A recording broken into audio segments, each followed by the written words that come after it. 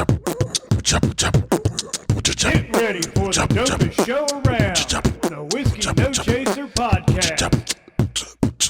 Yo, quick ad before we start the show, man. Wonderful sponsor, wonderful person, wonderful company. They doing their thing. Yo, this is for Hudson County only, Hudson County, New Jersey.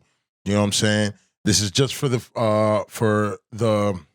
let's go with Union City, Jersey City, North Bergen, West New York, Guttenberg, Weehawken, right? That's the area.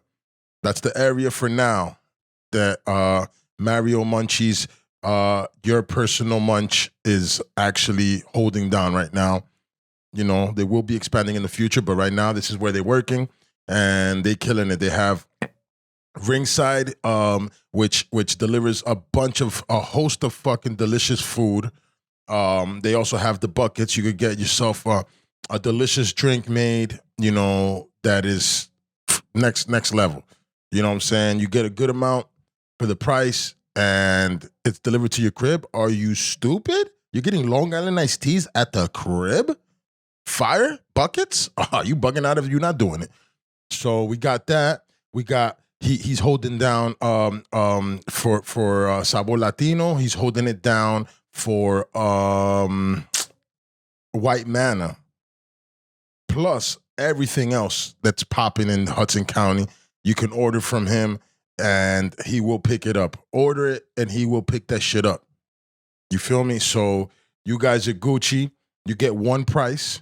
You're not paying that fucking those other people. I ain't even gonna mention their name. You ain't paying that price because those people are charging you more for the meal that you're paying for, and they're charging you on top of that delivery fee. And you got a tip. Oh, come on, man, you losing there.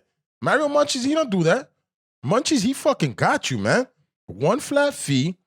He has one flat fee for the restaurant, one flat fee for you, man. He's taking care of everybody. This dude's a beast. What a great company.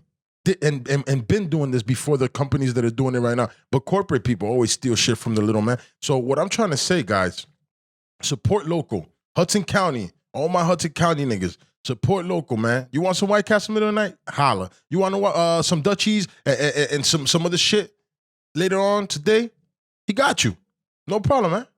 Munchies, yourpersonalmunch.com, and you can call them at 201-838-5535, man. You cannot win. All right, one more time. Mario Munchies. Munchies, yourpersonalmunch.com. Yourpersonalmunch.com. And his phone number is 201-838-5535. Hit him up, man. He got you. Yo, this Whiskey No Chaser podcast. The illest fucking podcast on the planet. And this is true. It's on the Guinness World Book record. Look it up. Just kidding. It's not, but you know what? It will be. Yo, it's me, Hector. Today I got a very special guest, man. Jorge Quinga, a.k.a. Q, a.k.a. military motherfucking military nigga. Let's go. What's up, Q? What is going on, my brother? It's been a long time, man. You know, I thought the pandemic was going to make people not do things like this, but I'm glad it's inspired you to become something else, you know? We're here. And be out there, you know, help us get out there and, you know, just have a moment to ourselves, you know, and just be chill. So yes, sir. This is a great feeling right now.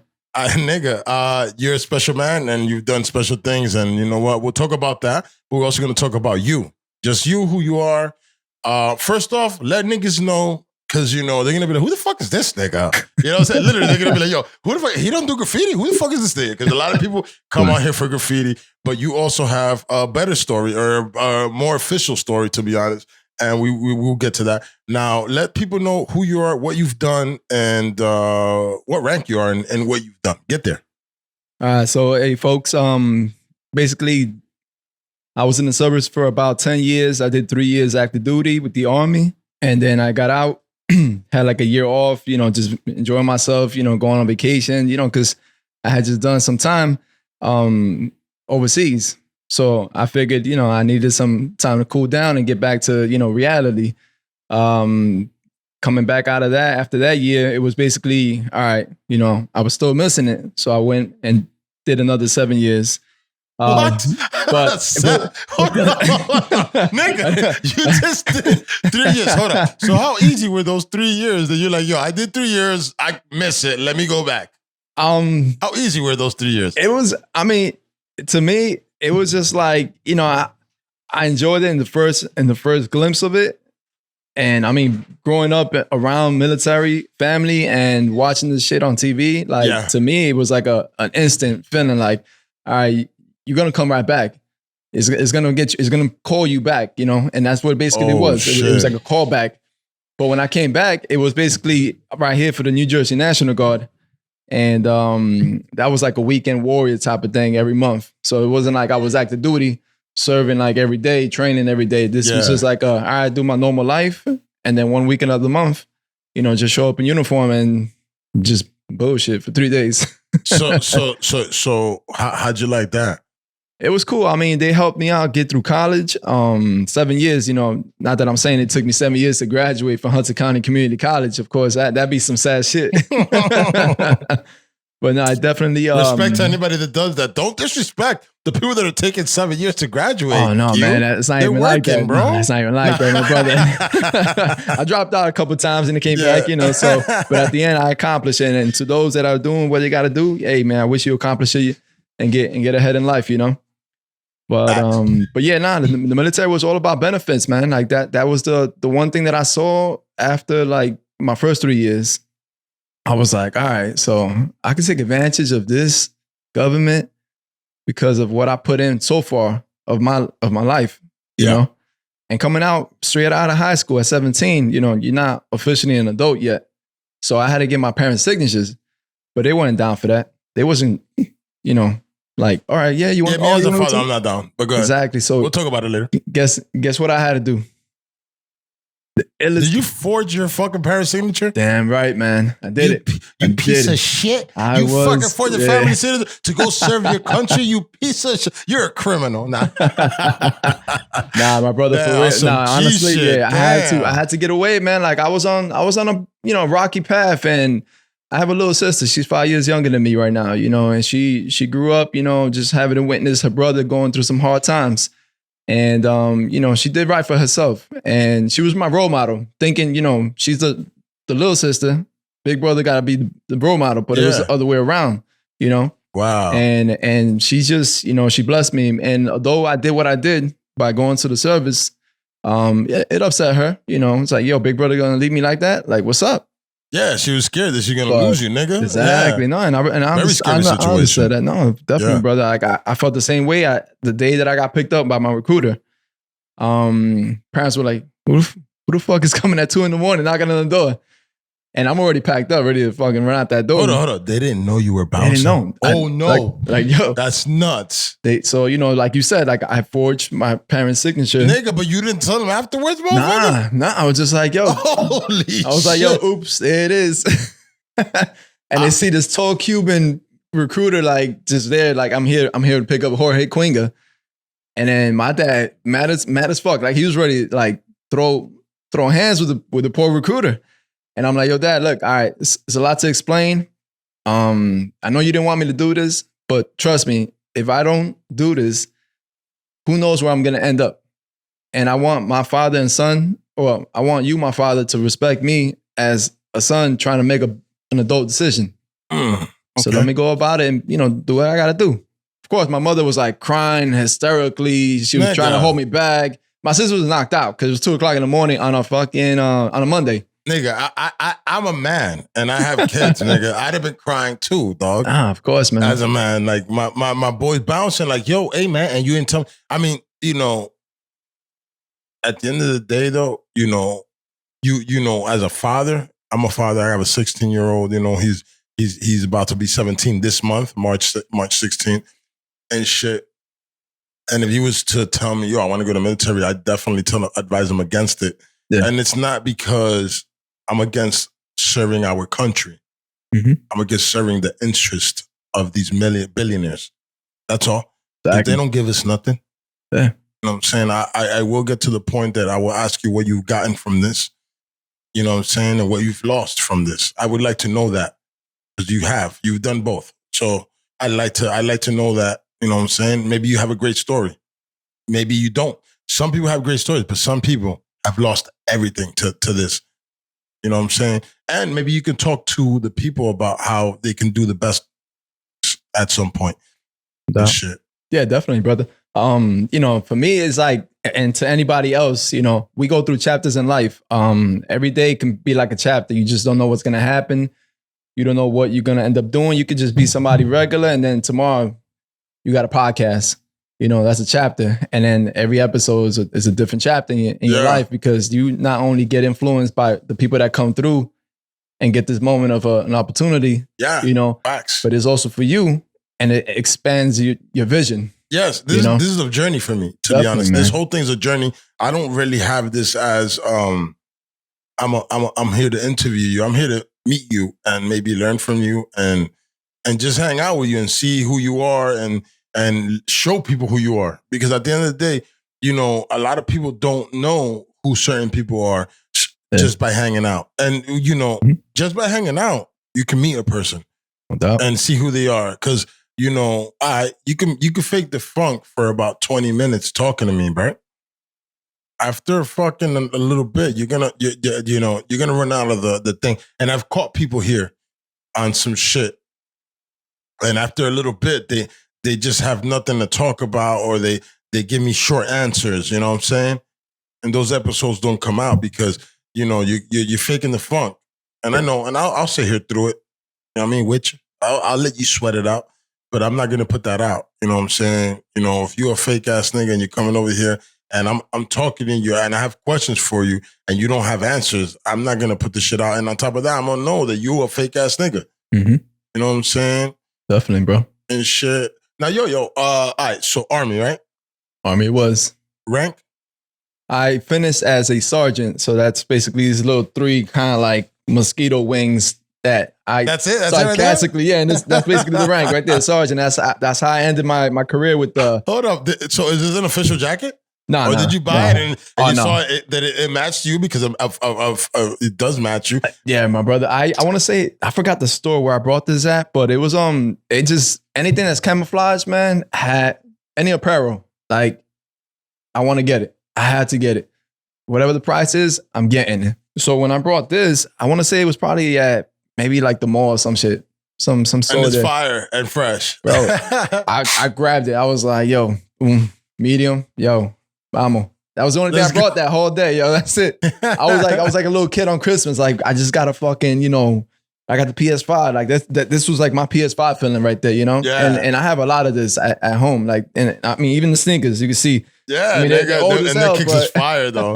No, I just like that thing to me is like that's it's just my tradition. Is always trying to spoil myself something that reminds me of what I was when I came in. Because the first thing we did wear was the BDUs. No idea what that. No, explain that. Explain that. What the fuck's a BDU, bro? I want to. I never. It's funny. I never asked to see what exactly did that abbreviate. What was the abbreviation for? But what is it exactly? Like, what BDU does is it basically do? the uniforms that we used. The same ones that the beginner guys, uniforms. Not even. If sarcastically speaking, I would call it like the. I mean, well, I did say BDU, so it was already no way of making up something like that. But I want to say this is the same camouflage that the guys when they were in Vietnam. All right. And before that, like this is the main camouflage. This is what I wore when I first came in. And then I went through another phase where they switched out their camouflage to like some green, bluish. It should look whack as hell, man. And it was Velcro. So everything was fucking like falling off. You scrape up against your boy, your rank just fell right there. Or your name tag fell off right there. So you were like nobody for like a fucking second or so. Yeah, I think I've seen those the uniforms with a bunch of Velcro on it. Yeah, and it just fucking I don't agree with that either because it's true. Like now it. that my brother. So like this one right here is all stitched on. And that's exactly the idea of what I guess people that come up with their own clothing. And they want to copy the military style. High quality. Yo, this is original shit right here. Yeah. The rank and I'm surprised they even allow them to use this kind of stuff, because I can understand the camouflage, hunters use this shit, to do what they got to do. But to use like stuff that's actually military, you can standard, buy. I'm surprised they can actually put it on like other shit. Stolen valor. Have you seen them yo, niggas? my God. Hey, let me ask you something. Just because you are a man of valor and shit. You've put the work in, and you've put your work in military. And we're gonna definitely get into what you've done in your military time. You know what I'm saying? But have you ever run into somebody and you look at him and you're like, he's wearing full military garb and he doesn't have everything's wrong. Have you? I mean, because I've seen it online. That's all I'm asking. Nah, see, like, unfortunately, in my lifetime experience, I've not bumped into any stolen valor individuals except for like actual veterans, And it's funny because actual veterans, like what do you mean? like meaning like people like myself. Yeah, like that's all I've met, come across. So you ran into real niggas, but I. Like you say that you only seen on YouTube. I seen it on YouTube too, like these episodes, and I'm like, damn, wow, like these guys can go and actually pretend to be us when in fact, my dude, all you had to do was just sign that contract and go and try it out, see if you can make the cut. That's all it was. But to each their own, man. I really think that people that do that have mental issues. It is. Honestly, I don't want to speak bad about it, but I feel like it is, man. Like I'm not speaking bad. It's like you want to be something so bad, but you don't have the guts to do it the right way. So you go about it in like the most awkward like a shameful way, bro. And then people come and look at you and they're giving you the respect of a person that did the work. Yeah. I find that despicable. It is, man. Ugh. It is, man. To be honest, that a person that could do that. That's why I started watching those episodes on YouTube about stolen valor, man. Because it even goes even higher than just like a regular Joe. Like me, I was a regular Joe. I just came in. Boom. I did my first job was as a combat individual. That was me. I was infantry. I was out there in the front lines. So you went in like literally ready to die. Basically, you sign that contract and you do the specific job that I just mentioned, infantry. Yeah, you're putting your life on the line. If it comes down to it, do or die, my dude. That's it. And I wasn't scared. Did you have a choice? Let's just say you gotta score a high on your ASVAB, right? That's like your kind of like your pre-entry exam to know where you fit at the military level for like what jobs are available for you. So I scored low as hell. I wasn't good at school. My shit was like ass, my score. But they're like, hey, check it out. We have this job. And I was like, what's that job about? He's like, oh, you could be a G.I. Joe. Well, I know what G.I. Joes do. When I was a kid, I would watch a cartoon and these be some badass motherfuckers and shit. That sounds cool. But or like the A-team and shit. And I was like, that sounds so cool. All right, pew pew. All right, I want to do some pew pew, I want to feel invisible. So let me go ahead. And I went in and did that. And I was like, nah, I want it. They're like, you sure? I was like, I said that I want it. I ain't gonna repeat myself a third time. I want it. All right. Like that, and you understood what it entailed. You understood because they had a pamphlet and they explained everything. And you check a little, kind of like a couple lines. Like this is what you gotta do. Basically saying, yo, you're gonna be expandable. Just so you know, you're literally a person that is gonna go die probably. Yeah, you're gonna go probably die, and that's just the cause. But you're doing it for a purpose. And we'll get later into that. We'll bring back this topic right now into later on into the podcast. But for the sake of like what I wanted to do, I just wanted to get out of here, man. Like I was homesick. I was here for too long. Graduated. Luckily, I graduated high school at 17. A couple years that I had to do with getting left back, going to summer school. Fucking to my parents, they were like, "Yo, let's just send this boy back to Ecuador." So over there in Ecuador, well, that's not even an option. Like literally, that's not. You're only sending them to a worse place. People do not send your kids back to your country because you're sending them to a worse place to learn how to be more gangster. To be honest, if your kid's gangster here, they're gonna be more gangster there, and they're gonna come back and be more gangster here. So don't do that. Moving on. I'm sorry, I had to let that be known for the people. I understand that, brother. But you know what's crazy? In our countries, I'm not sure how it is in your country, but in Ecuador, where I'm from, it's at 18, you getting picked up and you going in. Oh no, it's every country is military right away. Mm-hmm. You go to the military and then you have a couple years you got to do it. And it doesn't matter. And you go do the work. Exactly. Whatever they tell you. No, it's not a choice, it's what you do. And the crazy part about it is from the little bit that I know, I'm not saying that I'm a recruiter of Ecuador military and shit like that because I don't know and I don't really care because I'm over here. But America, nigga. their thing is like you coming in, yo, you're gonna be the front line guy. Yeah, you're just gonna get shot. And I mean over there, that's just more tough than anything that who knows what we'll be having later on in the future. Because when we went to we did the military went to the invasion. Yo, you're going into an unknown territory. At least for over there, when they were having their beef, Ecuador with so and so, that's all jungle, man. That's guerrilla warfare right there. And guerrilla warfare is like it was Vietnam. Yeah, in Vietnam. And on top of that, you're running into traps. You're running into the craziest things that you can fall into and spikes. My nigga. Bro, I seen those videos and I'm like, my God. Yo, Vietnam for America was an ass whooping. Big time. Ass whooping. And a nightmare to those that survived. Yeah. And them niggas going. No, you didn't go there and come back okay. You didn't go there and come back okay. Those people, and that's why I am the way I am when it comes to this military shit. I feel that okay, we can fight the wars that need to be fought to protect. Hence, I mean, capital letters on protect our country and our way of living. Yes, let's go fight.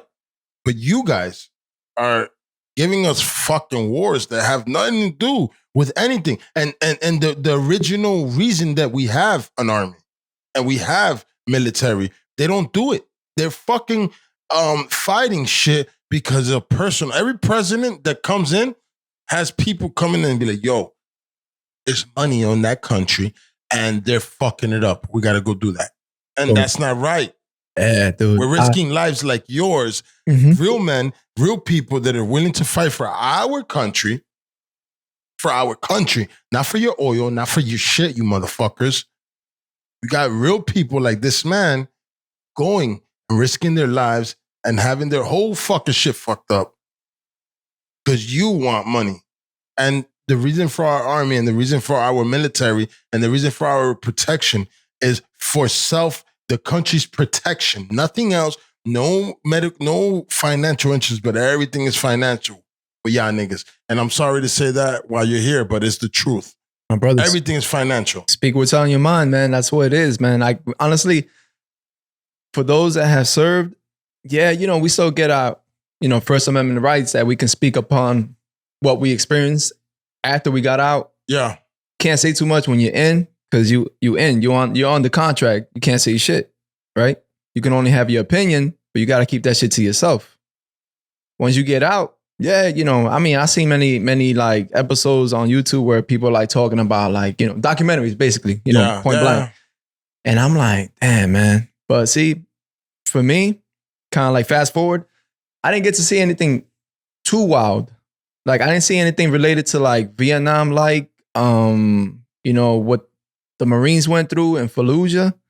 That shit was that was hell. I don't know that. There. What's that? Give a quick synopsis of that. Fallujah was like the worst place you can be at during the whole invasion and the duration of like the war in Iraq. Like that was like you be lucky enough to come back out of there. We lost a lot of fallen soldiers, from all branches. And the documentaries that I saw, man, like shit was just scary, bro. It was scary. Like if you had to go and be stationed there to go fight there, only pray that a miracle will get you through every day till you came back. And even if you came back, you're not right. Your mind's fucked up, huh? PTSD can happen anywhere. Casually, it can happen to you here as a civilian, but the number one way that will happen is to those that are military and who have seen and served through like gruesome moments, in war. Yeah. Luckily for me, I didn't end up with PTSD. And what? I could tell because you know what? I met this nigga and shit, and then I found out you were a military member, and I found out that you put in real work and shit, and I was like, yo, let me show this nigga a shot. But it was nothing. Like you was real cool, man. You a cold ass motherfucker. What's your nationality? My brother, I am from Ecuador, and Ecuador. Yeah, you said Ecuador, right? Ecuador, and we're born drinkers, man. That's it. So we don't even have to go through war to like be like, yo, we're gonna down this black label bottle tonight. You know, like it's just like, you know, being Hispanic, you're blessed to even have a high tolerance. But liquor solves problems, man, for the moment. But yeah, definitely that night that we met up in Bowright, like just on a random occasion, you know, like I was like, yo, man, right there, he a cool dude. He looked like a cool dude. And I vibe with everybody easily, man. Like I'm just down to earth like that, man. I'm a go-to person when it comes to like, let me see this. Let me check. Check this dude right here. Yo, he cool as shit. I mean, he humble as hell, and that's what really helps out. Giving off a good vibe to people that are complete strangers in the same spot that you in. And if you're a humble dude, you know you maintain yourself well and disciplined around strangers. Hey, man, you get respect right back. Facts. And that's how it was, man. That's how it was. So I was like, damn, my man. And then after that, it was just random times that we would bump into each other. I'd be like, yo, Hector, got you a shot right here. Yeah, yo. this nigga. Come on. And I'm not even a shots nigga. Like, this nigga would come through and be like, yo, let's take a shot. Like, all right. You know what I'm saying? But I'm not a shots nigga. 100% not. No doubt, man. Nah. But yeah, my brother, like, yo, it's just crazy. Yo, this weather is like up and down, man. Like, it's on some bullshit right now. Welcome to Jersey, where in the morning it's fucking Game of Thrones winter, right? For real, that wind is then in killing. the afternoon, and then in the middle, like lunch to afternoon, it's like springtime to summer, and all of a sudden becomes like the evening of a summer night at 4:00, and then in the nighttime. Back to the death of winter, bro. Yo. Welcome to Jersey, motherfucker. That this is how we live, yo. That ass, man. I hate this weather, man. And it seems to have followed me everywhere in my life, bro. Even when I was in, because when I went for boot camp, when I signed up and I left at 17 from my parents, they sent me to Fort Benning, Georgia. Brother, I'm thinking, all right, Georgia's right here. Florida's right below. It cannot get that cold. It's gonna be so good. I would think so too. Man. I'm not even playing with you, my nigga. I feel that's what it would be like. Good, like it's not gonna be that cold. We're gonna be good, right? It was not saved from no cold. Cold was like, nah, I got you, my dude, right here. You're gonna be cold during these 4. No, actually, I did 4 months of training, basic training. Yo, all 4 months, man. Like just fucking eating up that cold weather, fucking running out there in just a t-shirt and shorts and sneakers. I was a flaco too. I got in when I was only 130 pounds, man. So to me, man, it was cold hell, bro. Like it was, man. Like trying to get, built up to become this fucking machine one day. I went through. Hold on. So let's go with before going into the military, right? Okay. Who were you? Were you a sports nigga? Were you tough? Were you a pussy? What were you? How'd you feel about yourself? It doesn't matter how other people saw you. I'm talking about how you felt about yourself, and then maybe you could speak of how you think other people saw you. Oh, definitely. All right, so let's take it back to the 1990s. Yeah, before you went into like the decision to get in there. Were you a fucking athlete? Were you a regular nigga? What were you doing? All right, so going back into the 90s, this is like a time when like childhood in the 90s was the best time, man. I think so too. we didn't have. How old are you again? 36? Going to be 36 this August. Yeah. So our childhood back in the day, man, like anything before 2000 was awesome. We did everything out there. We made brothers, friends, the whole 9 yards, man. Like it was a good time, man. Like we were out there like getting to know life. And you have a brotherhood with your friends. You have a friendship group, to be honest. Exactly. I see you guys. Like not everybody has what you guys have. You're lucky. You guys have how many of y'all? Y'all got a group. Like it's like 5 or 6 of y'all niggas that is tight or something like that. I don't know what it is, but it's something. Yeah. And like, see, all right. So like, shout out Benji. Shout out fucking Anthony. The 2 brothers. I love those niggas, yo. Right, the Gonzalez brothers. Yo, love those guys. Both of them. Cheers to them, cheers to both of them. God bless both of them niggas because you cannot love one without the other. Yeah. Love them both. 100. I'm sorry that I had to cut in But I had to say that. The niggas, because that's one of your group niggas. No, Those are the definitely, group. bro. Like these guys, That's yo, gang. these guys they're the original family from Bull Right, where I met you, where I met you, Hector. I mean, Anthony at that time, well, probably before that time, he was a bartender there. So that man, he became family like the Oh my instant, God. because Yeah. that dude was just like serving it up. Like, don't worry about it, man. You good? Like, I got You you. good? You covered, yo.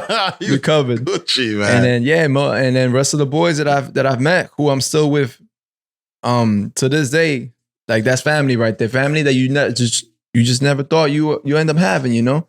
Hold on. So you met them? Some of them there, like the people. Anybody that I've met besides the people that I grew up with, like Benny, Chin, his brother Josh. Yeah. These guys. Shout out to these fellas, man. The the 90s homies right there. But those guys, if you grew up with somebody, you know, those are your day ones. And then Facts. and then the Gonzalez brothers, Keith, Joe Daddy, Roscoe, all those other guys from Bull Right that were all from there that I met. You know, those are my day two homies and stuff, because, you know, we're just two different age groups. You see, no, but that's dope, because you know what? I met you around them. Yeah. You see? And it's funny because you just brought up Chin and you brought up Josh. And that's crazy because these are niggas that are the homies. Yeah. And I didn't even know that you was tight with them like that. Jose, you know, their brother Jose, fucking Big Walter. Do you know Walter? Nah, see, I didn't mean beyond just them two. It's all good. That's how it goes. It is what it is. But Chin and shit, that's my nigga growing up and shit. And then Josh, you know, he's younger, but he's been around and we hung out. Yeah. Because I just remember a story of us hanging out here. It was funny. But yeah, man.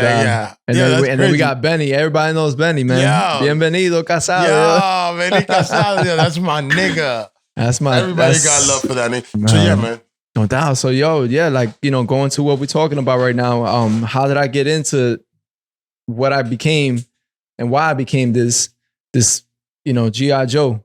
So yeah, in the 90s, you know, I'm already basically working through my childhood, getting close to like my teenage years, because I entered Emerson High School when it was a high school in 99. And that's crazy because I was there and we never met. Well, I mean, we probably saw each other, but we never really knew each other. But I graduated 2000. So, so then I was on my way out. You just got in and shit. You wasn't one of those seniors that was trying to like, you know, egg the freshmen, right? Nah, nigga, I didn't have no time for that. I was busy doing fun stuff. Like there's the corny niggas that are trying to fucking bully niggas. I have no time for that. I would never do this. That day was funny, man. I had it like, hey, there's a pool on the 4th floor on the other building. Oh, get the fuck out of here. Yeah, nah, that was loser. Yeah, that was as obvious, like, all right, sarcasm. But then I remember that time when I got chased by like seniors trying to like egg me and shit. Yeah, I remember that. I was like, nah, but son. You know what's funny? That the seniors that I was cool with, we were too busy getting pussy and doing fun stuff. So we did not pick on the freshmen. Like when the freshmen came in, we were looking at the freshmen shawties. To be honest, you know what I mean? At the end of the day, so we weren't looking at to pick on men. The guys that were doing that, they were just not getting any pussy or something. I don't know. I don't think that none of my niggas was doing that. I'll be honest. No doubt, man. Hey, but yeah, I respect that. You a true dude. Yeah, man. I'm not here to bully nobody, man. I'm here to live my life. But yeah, go ahead, dog. But yeah, nah. So all right. So the 90s, you know, I was still a kid. You know, me, Benny, yo, that dude. That's my brother from another mother right there. Me, yo, that boy put me on to like playing basketball. So we used to always talk about this as kids, like, yo, you know what? Someday, you know, we're gonna try to go pro. You know, I'm like, wait, hold on. Damn, man, but yo, Benny, I'm not as good as you, because that boy right there, yo. He had the basketball hand skills? He had the skills and he had the Mamba mentality, yo. Like that boy was made to be a pro player someday.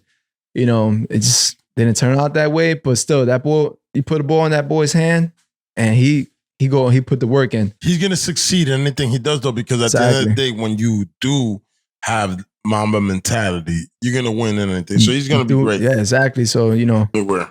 And so he really helped me out a lot during our 90s, being kids, you know, growing up. Like he got me into like, yo, you gotta be a savage.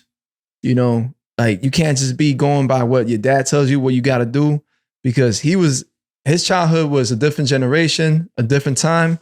You are now living your time. But Bang. don't ever disrespect your parents. That's the last thing you ever want to do, because you'll get the ass whooping. And the ass whoopings ain't not chancleta. No, these ass whoopings come with like, fucking double leather, belt, the hanger, knee on the rice. Yeah, nigga, like, it's not torture. niggas. The niggas, kids don't get the ass whoopings they used to get. It's almost like it's either abuse or you're not getting anything happening to right now. Nah, that's not gonna get you anywhere. I mean, I'm not speaking as a parent because I'm not. But in my opinion, like, if they were to receive what we got as kids, man, you straighten up real quick. So to me, my 90s was getting my ass kicked a lot in basketball. And I think that's where it started.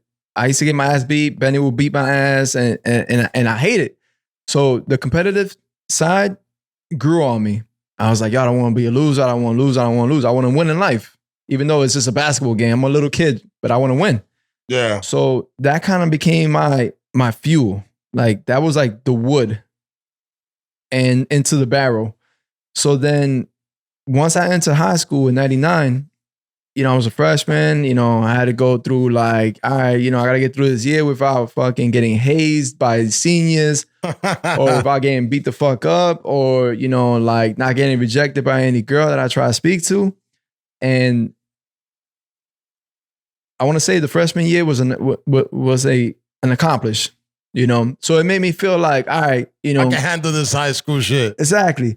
So it showed that I had the confidence to not to show off, but to say that, yo, like, whatever situation I'm put into, I'm about it. I'm gonna get through it, Yeah. So coming from now being a challenger to being confident after high school and joining, the last thing that made me say, you know what, go ahead, Q, just join, because if you don't, you're gonna regret that decision, And regret, using that word regret, it's a very hard.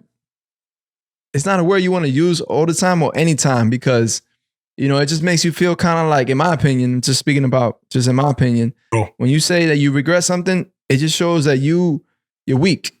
That if you know what you got yourself into, yo, be a man or be a woman and accept it, accept the difficulty, and fix that shit up. Make it right. I don't agree, but exactly I don't agree. I don't agree with regret. With regret being that, but I agree with what you're saying though. Mm-hmm.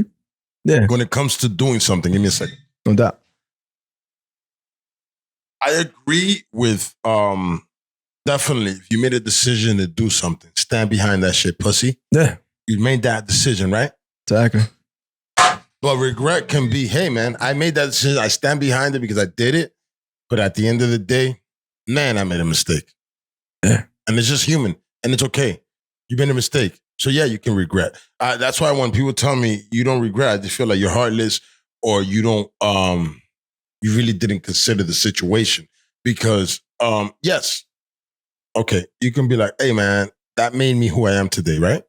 But I feel that when it comes to shit that you did that's wrong and that really didn't better you, you should damn well regret it. Yeah. You should feel it. You know what I'm saying? And you know what I'm saying? And I'm not saying that if you did something that you had to do, you should never regret that for your survival or for anything like that. I'm not saying that at all. I'm just saying just that. Just like, hey man, you sucked 3 dicks, bitch. Today, last night, a couple days ago. Yes. Guess what? You should regret that. Yeah, you should regret that. Because regret that, yo. If you're trying to be somebody's wife, if that's not who you're going to be and you just want to be a porn star and just be who we jerk off to, just be straight up. Do your thing, girl. That's fine. That's fine. Ain't nothing wrong with that. Don't regret it. That's it. But if you want to be somebody's wife, that wants, and a respectable wife, then I'm sorry, man. Those 3 dicks you sucked, you should probably regret them a little bit. Yeah, I don't know why I went there. I Tough, don't know man. That's why. tough. That's tough for that individual, man. Yeah. No, but yeah, man. All right, I'm sorry. I'm so sorry. Nah, it's But- cool, man. Yo, sometimes we gotta be, we gotta throw some funk into the conversation, you know. Yeah, nigga, because it got serious. we gotta feel for the, those that decide to do what they have to do. But nah, honestly speaking, my brother, I respect your opinion on how you see regret. Yeah. To That's me, why I'm just saying, like, yeah, don't. I mean, not that don't.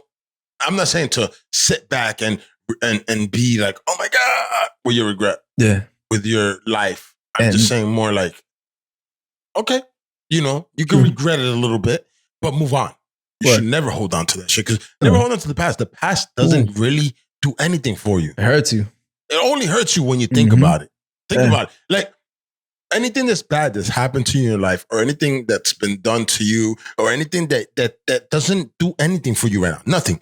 Like I have a person that when I was 12 stole something from me, and it's something that pops up into my head every once in a while. To be honest, does nothing. It's just a memory that Right. really isn't anything. Nothing. It does nothing. Yeah. Literally does nothing. It doesn't make me better. Doesn't make me worse. Doesn't make anything. It's just me thinking and remembering some bullshit that happened to me. And it doesn't do anything. Like I have no lesson. The only lesson I have is watch yourself. There's snakes out there, but I guess. But besides that, that's everything. That's how I feel anyway. No doubt. But at the end of the day, the past, and it's true, when it comes to regrets, and when it comes to the past, it's just that. It's gone, my nigga. You can't even, like, literally, you can't do nothing about it. That's it. Set in stone. That's it.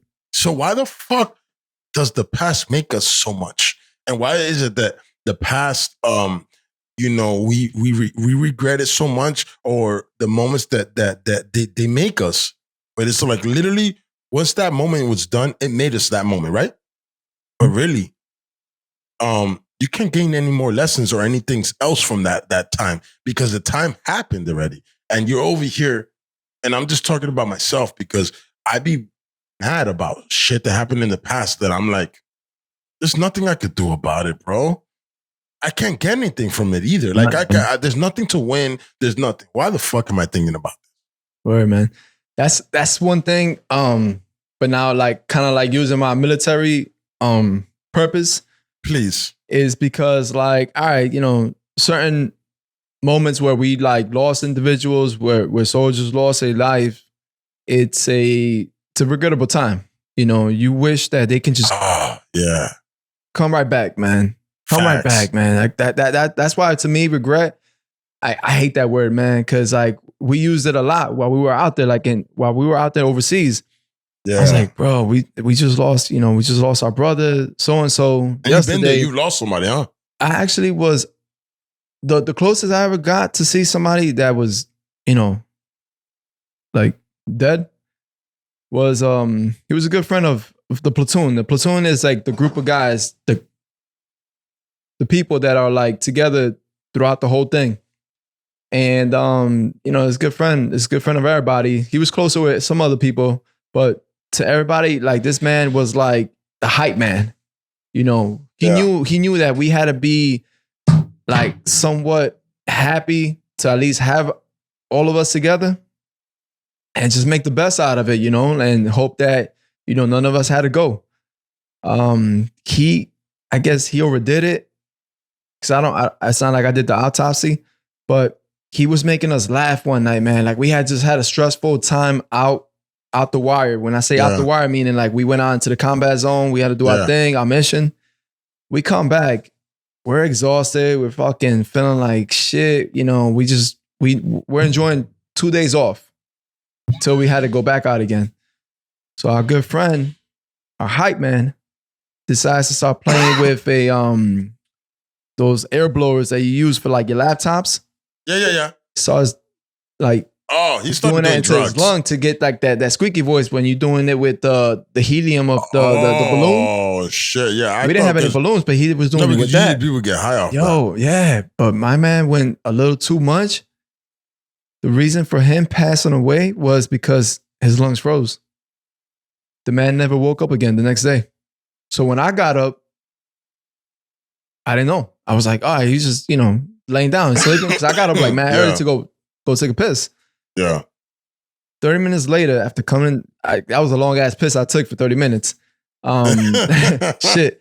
I come back and the medics like saying like the paramedics and stuff, they're there at the scene. Boom, boom. Yo, he's gone, man. So when I hear the word regret, I don't want to hear it. Like, because I only have my only reason, my only opinion on how I see the word regret. I can't put it as a civilian term or opinion because I've only seen what it is to use that word in such a harsh time. Yeah. That even if it was like had it been me that was gone, like shit, I think, I don't know if you believe in the afterlife or if we're like a spirits that just be wandering around, but I'll be like, fuck, man, I regret. I would be saying that shit, like on some sarcastic shit, not trying to say I want to go tomorrow, but yeah, hell no. I'm trying to live like some real stuff, man. Like I think, that word is like, it should be forbidden, man. Like honestly, if you want to do what you want to do, go about it. Know that it's going to come with either consequences or it's going to come with, a freaking accomplishment. You know what? I get where you're going. Yeah. I get what you're saying because what you're saying is more like make your decisions properly. Yeah. Because at the end of the day, no regrets. No, exactly. Live your life. You made that decision. Own that. Go about it all the way. That's yours. It's yours. You made that decision, right? So no regrets. I respect that. Exactly, man. I respect that because, you did that. You did that day. And I understand that, mistakes happen, but, it's more like live your life in purpose. Talk about what you want to talk about. Live how you want to live. But don't fucking be over here like later on, oh, I regret that. Oh, I made a mistake. Nah, nigga, pay attention to what the fuck you doing. Exactly, man. And that's some coward shit when I've luckily, like, I've been fortunate enough to be like strong enough to not say that ever on what has happened in my life during or after serving in the military. Like I've gone through some like harsh times where I'm just like ready, thinking about, just giving up.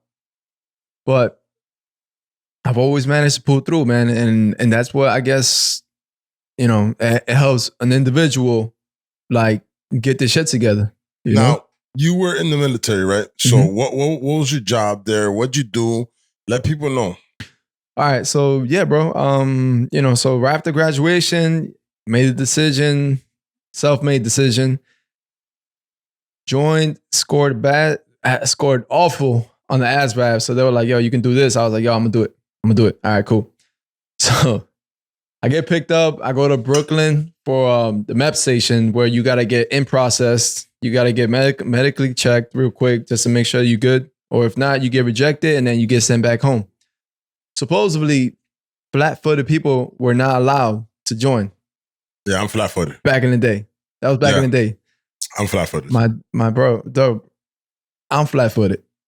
They were like, yo, you good. Don't worry about it. He's green. So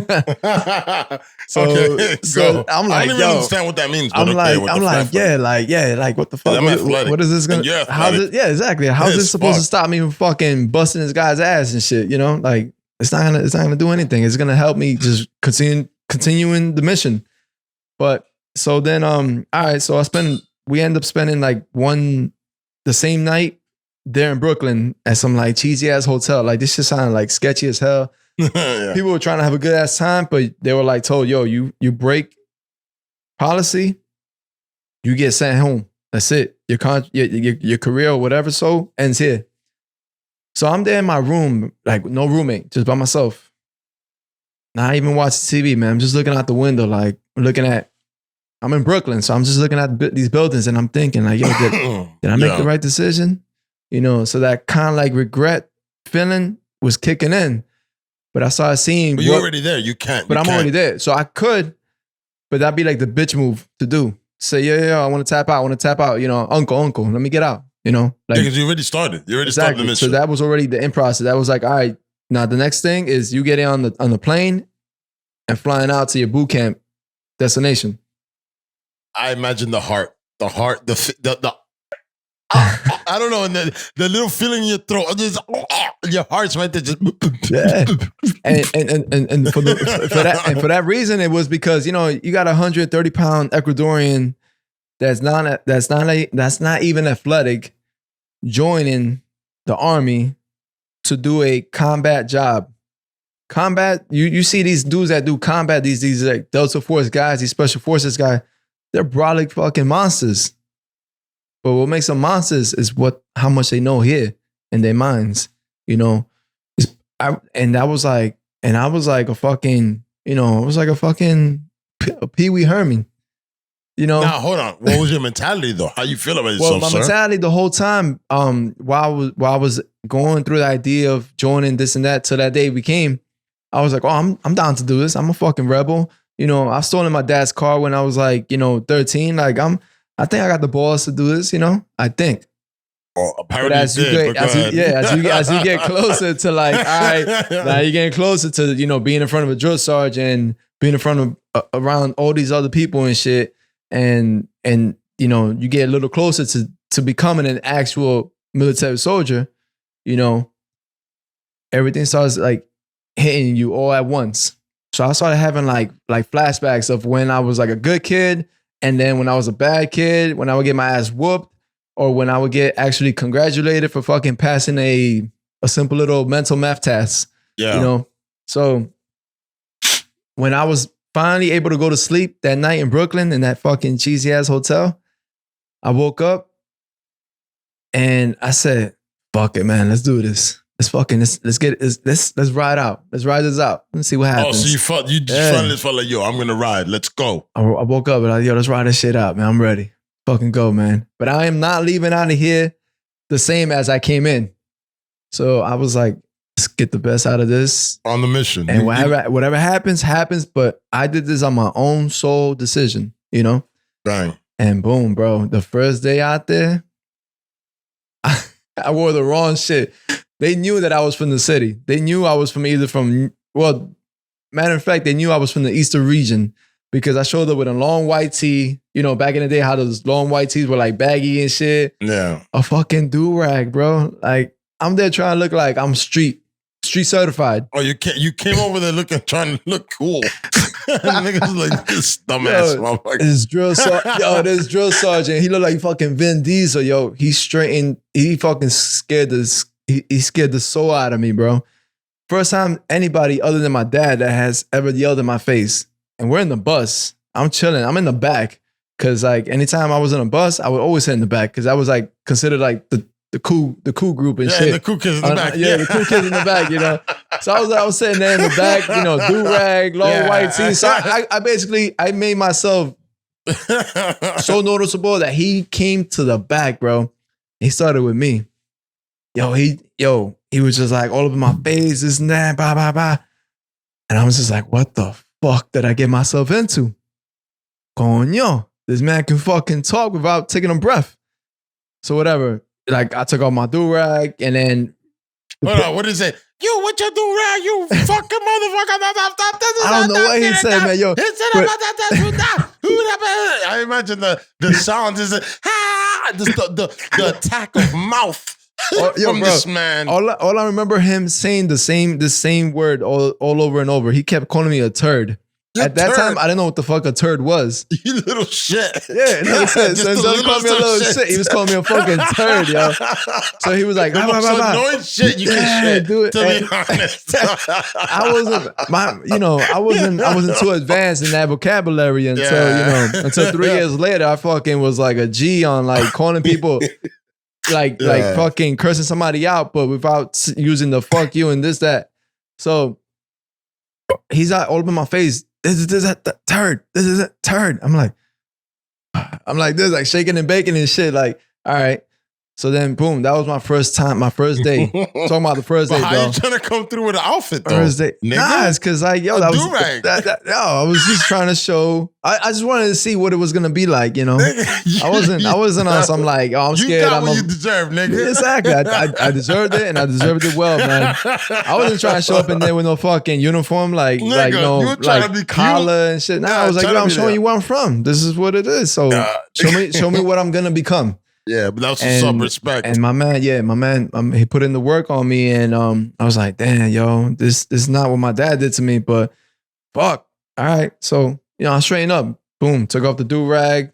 I even asked, yo, can I change out my shirt, my white lawn tee?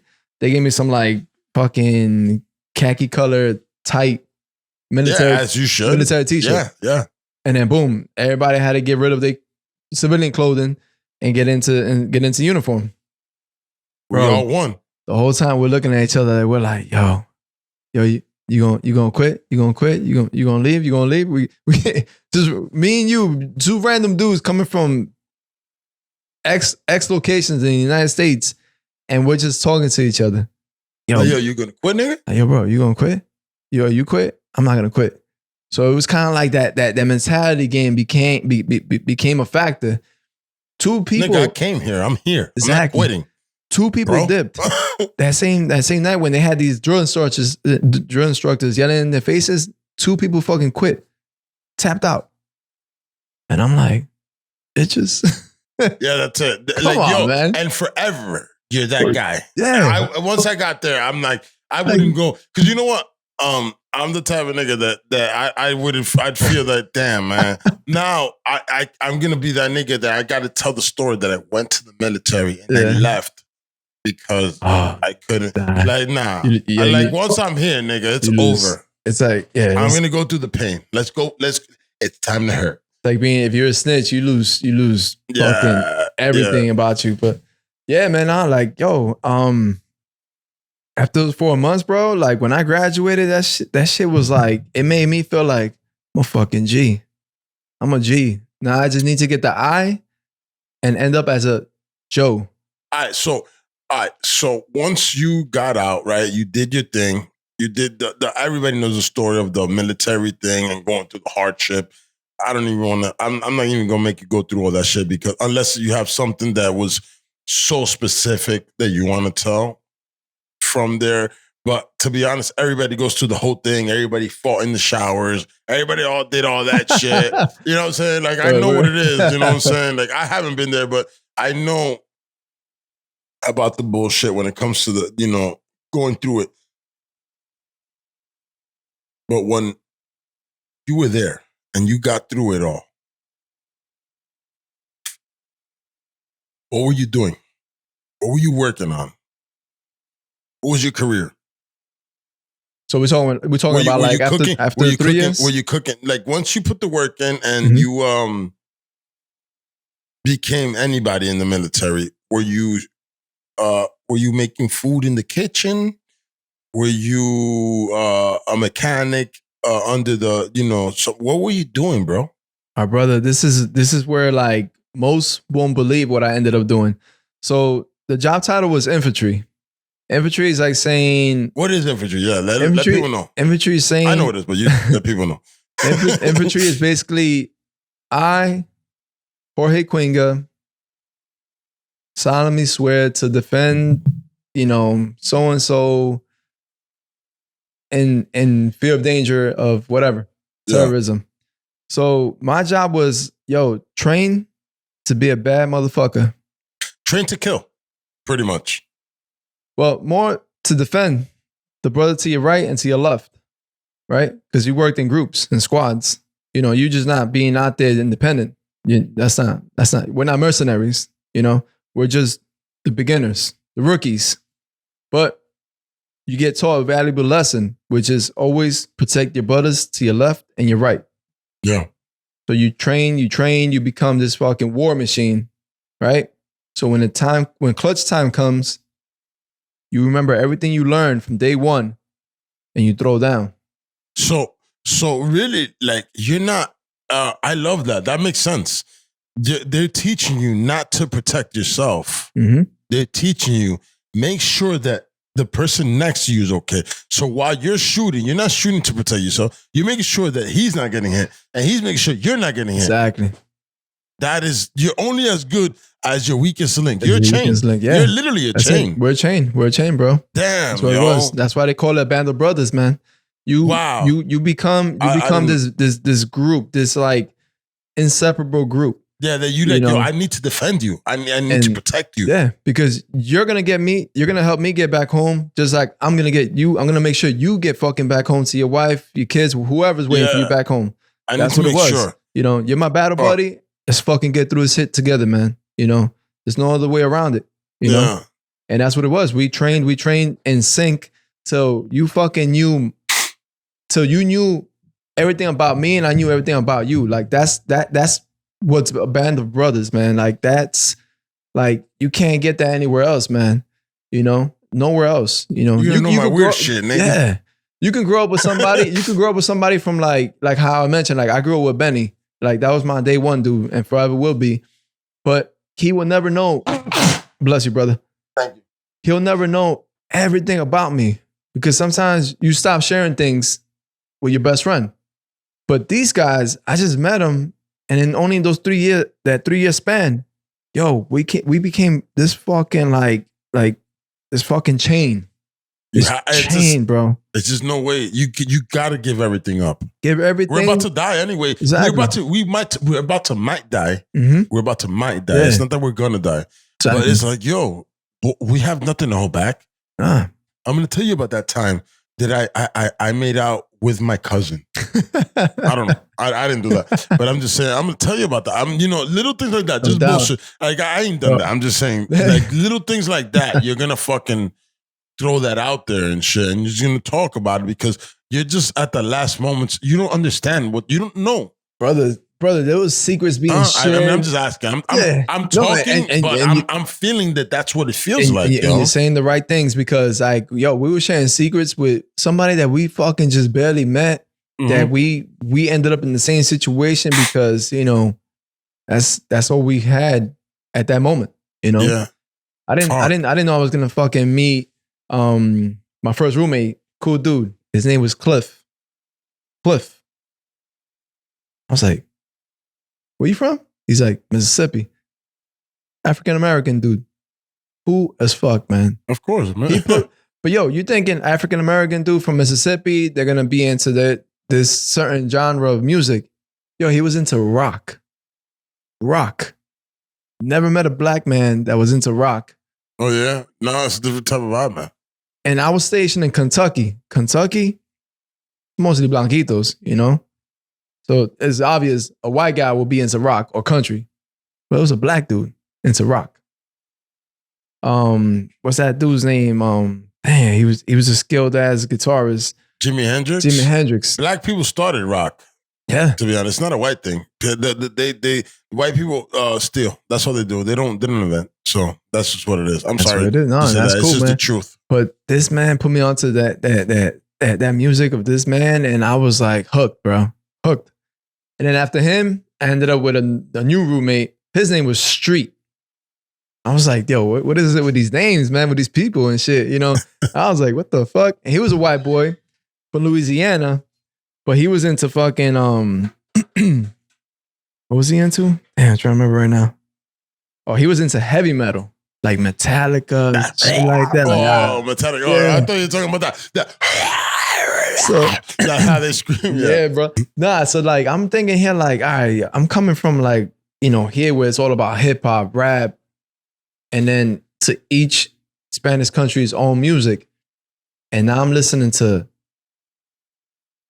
barely any hip hop, but I'm listening to rock. So I figured that rock was kind of like the main theme song for when you go into war. Like that shit just pumps you up. You can't listen to no reggaeton. You can't listen to no rap going into war. Like there's something about a guitar and a drum, the beat of that sound. I think that's the original. Definitely the drum is the original war Like, thing, yo, you know what I mean? let's fucking That let's get it. original. Let's get that pump, man. Like, yo, that's what it was, the man. drum is absolutely, and Everywhere. the horn. The drum and the horn. Oh yeah, horn. We're going way back, Yeah. I'm talking about like Blue Coast Records, yo. Boom, boom, boom, boom. You know what I'm saying? And those horns will fucking probably put fear in the enemy's heart. The more drums and the more things is yo, nigga, and niggas is on the other side. That's scary, boy. No doubt. And I can only imagine. We're talking about like fucking centuries ago of what that might have been like, what that feeling was like. If you was like, if you knew you were rolling with a deep army, and you rocking that beat, whoever's listening, that's fear to your ears right there, yo. Yeah. Yo, just retreat. Don't try to step up. Yeah. Like, but then those that didn't retreat, they just had too much heart and passion. They were like, nah, fuck this. If I know I'm gonna go, here to die, nigga. You're gonna see me take one of you out. And then I'm gonna go, of course. Yeah. But nah, like, yeah, my brother. I'm here to take out 2 or 3, nigga. As long as I take out 2 or 3, I did my job. I'm here to die though. Yeah. You know what I'm saying? Like I just you gotta do your purpose. Yeah, I'm here to take out 2 or 3. Yeah, no doubt. You know what I'm saying? No I'd doubt, probably brother. be that guy that just take out 2 or 3. I'm here to die. But at the end of the day, 2 or 3, nigga, I did my job on it. You fulfilled your commitment. I took 3 souls with me. Dang. I'm one soul that took 3 souls. That's big. Shit. In a war, that's a big deal because you could just be that nigga that just ran and so done. Man. The first thing, right? Fucking. There's always the first thing. The dude that wanted to action the most gets taken out first. You know, like done. Yeah, and it sucks because he really wanted to go in there and do something, but he was just like done. You know, I don't even know if that's how it sounds, but it probably was, man. It probably was. Oh man, he's bleeding out. He's like, fuck, man. Like I knew I should have not fucking. And that guy Gerardo was here to kill, and that nigga just died. You know what I'm saying? Yeah, but man. Yo, now let me ask you, man. What's up, brother? All right, so. You were infantry. I know that for some reason or another, and I know that it's a thing that it's not easy to talk about. You know what I'm saying? The work y'all put in, it's something that's hard. Yeah. Did you tell me what you did when you were out there and just like I don't want to fucking be like, hey man, did you kill everybody? Did you fucking kill children? Like I just want to know. You know what I'm saying? Like people are gonna ask that. People are gonna want to know the work you did over there and how you got over it. But we're gonna get to that at one point. Just give a synopsis if you can of your work over there when you were over there, as in like man, did you kill anybody, man? Respectfully, definitely, my brother. I'll give you the rundown on what my experience was. So, shit, when I finally got to go, my dude, it was right after my 20th birthday. 20th birthday. So we get out there, we replace these guys that were there before us, and we take over after a month of like getting trained up on like our area of operation. Mm-hmm. So in that flight, we had to make a stop in Ireland to make a transfer to Kuwait. All right. And then Kuwait, we were there for probably a few weeks till everybody got there. And then we got on that big ass C-130, big ass plane, the planes that you normally see that they use for Call of Duty. And in the beginning intro, big ass plane, that we was in that. Going into now Iraq. In that. So you play videos like, I remember this shit. Yeah. I'm like, nobody knows that. Everybody's playing. Go. I'm like, yo, bro, I hope to God, pray to God that we don't get shut down, man, because this is like over 100 souls in here, man. And it's a big ass fucking plane. Big target. It's a target. It's so big. Big ass target. How high do you fly with that? Do you fly high enough that you feel that shit? Well, to stay at least safely away from like the hostile or any potential hazard. Like, yeah, these fucking guys were up high, and that shit can't go too high because it's you got so much weight on it. So I'm like there thinking I didn't have a window seat. I'm fucking happy I didn't have a window seat because I didn't want to look out there. So I'm there like next Oh to my my boys God, and shit. yo. And we're like, oh, it was like, you ever flown on Spirit Airlines? No, I haven't flown in many, Don't many, ever, many years. don't I ever. don't like all flying. right, that's cool. And that's even better. If you ever, and I hope you never have to, or if you have any friends that tell you, yo, I fucking flew on Spirit Airlines, I'm not gonna do that. their seats are like, you can't even do this. Yo, I want to say Oh, that. you're in a Burger Line van going to Florida. Some Burger Line van. Oh my God, that's even. I've been in, is it, you know, I've never been on in a that Burger Line van experience. since I was young, niggas. Yeah. I've had a car for so many years. So That's what's up, man. I've You've been been driving good. since I was 12. Bro. So I haven't really had to do many vans and shit. But I do remember the Burger Line vans or the vans going to New York where you're going to go chill. I've done that. Word.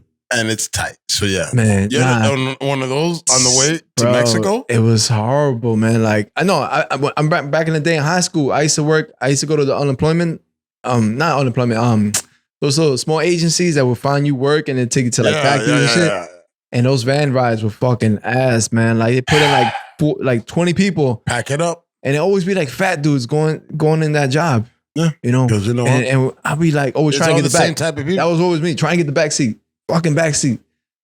And those seats, you had no cushion, no leverage. So it was the same type of uncomfortable thing, and you're like, But now you have, and you're like worried about missiles hitting you. yeah, we're about getting shut the fuck down out of the skies. Like that's it. You know, your time ends right here in the worst fucking case scenario. You're just ready.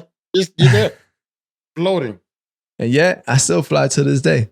You know, just happy, like yo. It brings memories because of like all the jokes that were being told. Fucking Hey, yo, Jones, you're such a faggot. That's it. yeah.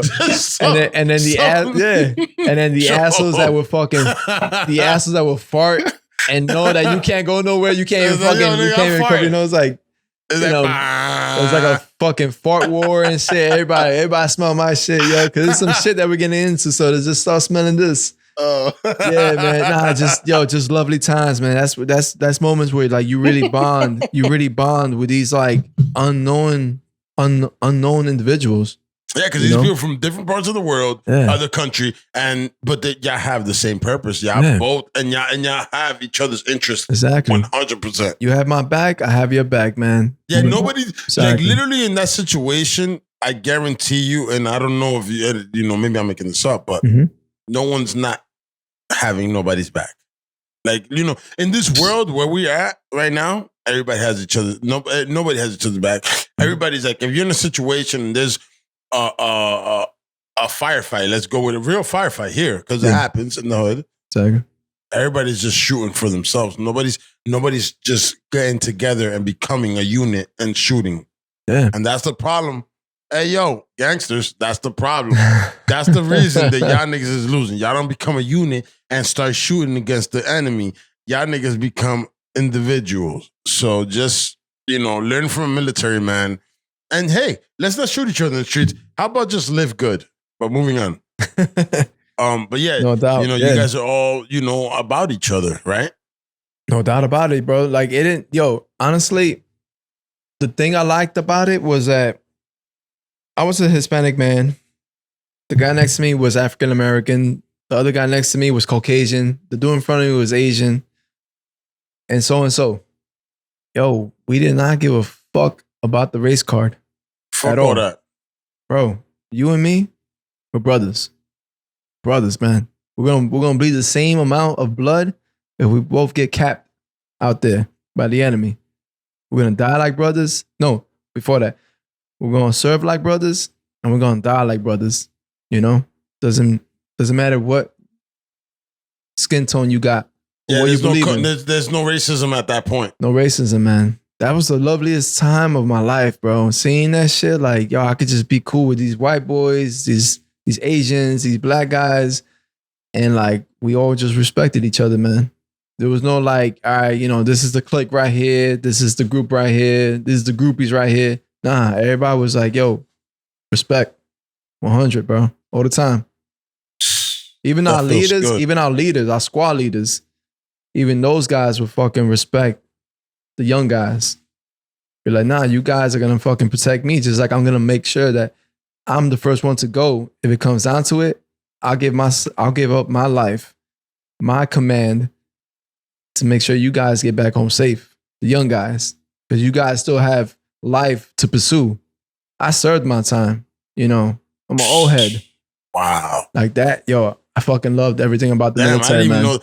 You know what? That's fucking amazing. No doubt. It is, Wow. man.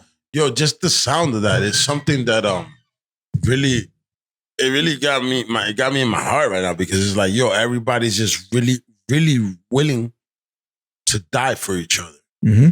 Yeah. That's the difference. You're willing to die for each other. Exactly. And you're willing to kill for each other. And that's definitely, the kill for each other is one thing that's very easy. Instant. It's die for each other that's hard. Mm-hmm. Kill for each other. I can kill. Yeah. Die is hard for me. I don't want to die. Exactly. You know what I'm saying? I'm happy to kill for you, because I got to kill for you, because I'm gonna survive. But to be like, yo, man, I need to make sure you're going to get home. You're like it's almost like showing each other that you're a cog in the wheel. Mm-hmm. You know what I'm saying? Like we're fucking. It's like bicycle. You see the chain, goes, and the gear, but you're part of the gear, nigga. Like, yo, I need to make sure that the next part of the gear gets in, so we're here together. Like, nigga, like everybody. Wow, man, I never thought about it this way.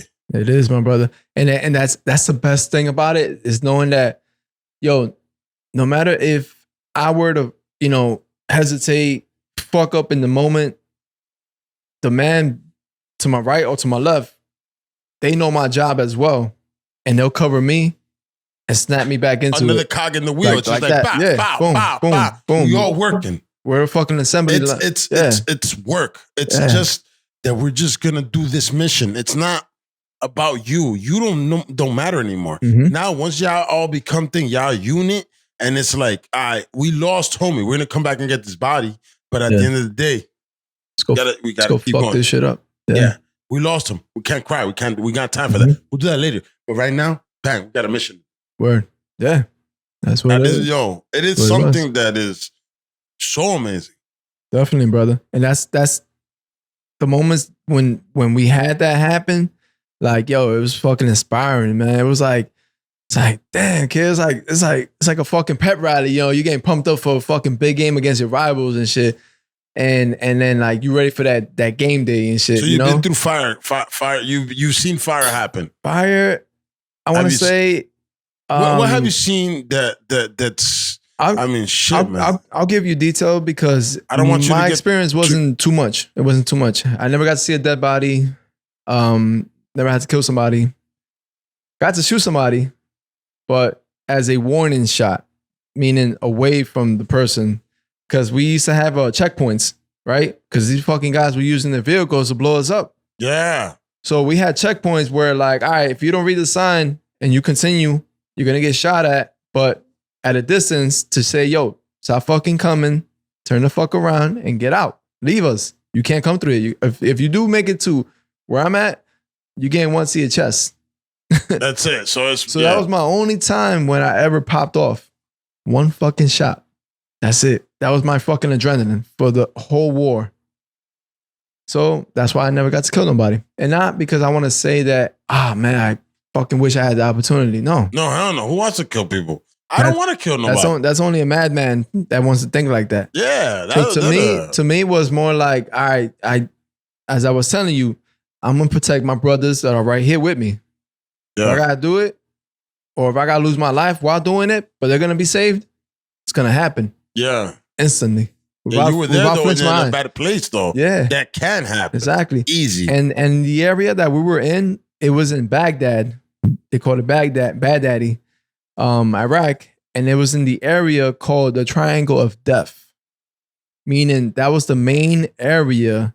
Everybody's getting where murdered. People were getting like wiped out. Soldiers were getting wiped out. So yeah, my brother, going to what we was talking about, like, how did I go about like performing, evaluating myself over time, and then when I finally got out, who was I? Because I sure as hell wasn't that same 130-pound kid when I joined and was going through day one of boot camp. I got out. I signed off on my contract saying, all right, I'm done. I don't want to continue because I saw enough shit, witnessed enough shit. Like, hold up, stay right there. All I right. gotta take a piss. You know why? no I doubt. gotta take a piss. But at the end of the day, Okay. you're going to where I wanted to go to right All right, now. my brother, no doubt. Yeah, definitely. Because you know what? I always want to know when people go to the military, want their kids to go there. Give me a second. I got to take a Okay. major piss. Yeah. And you probably got to do, and if you I can, you gotta get more Black Label. No doubt, brother. Thank you.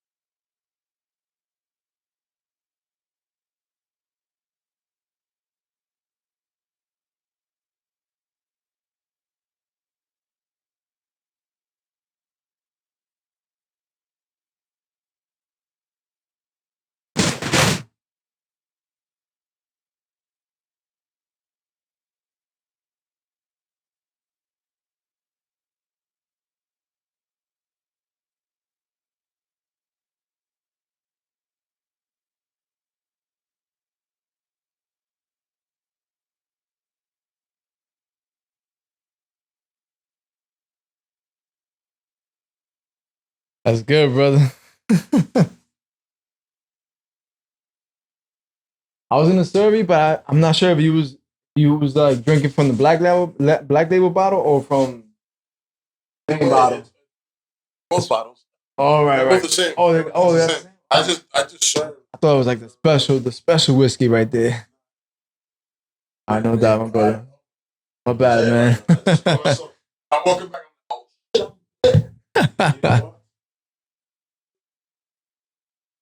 Nah, brother.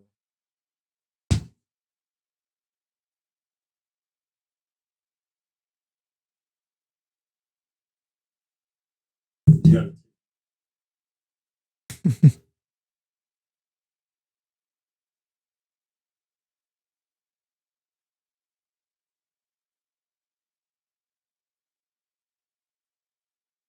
I had,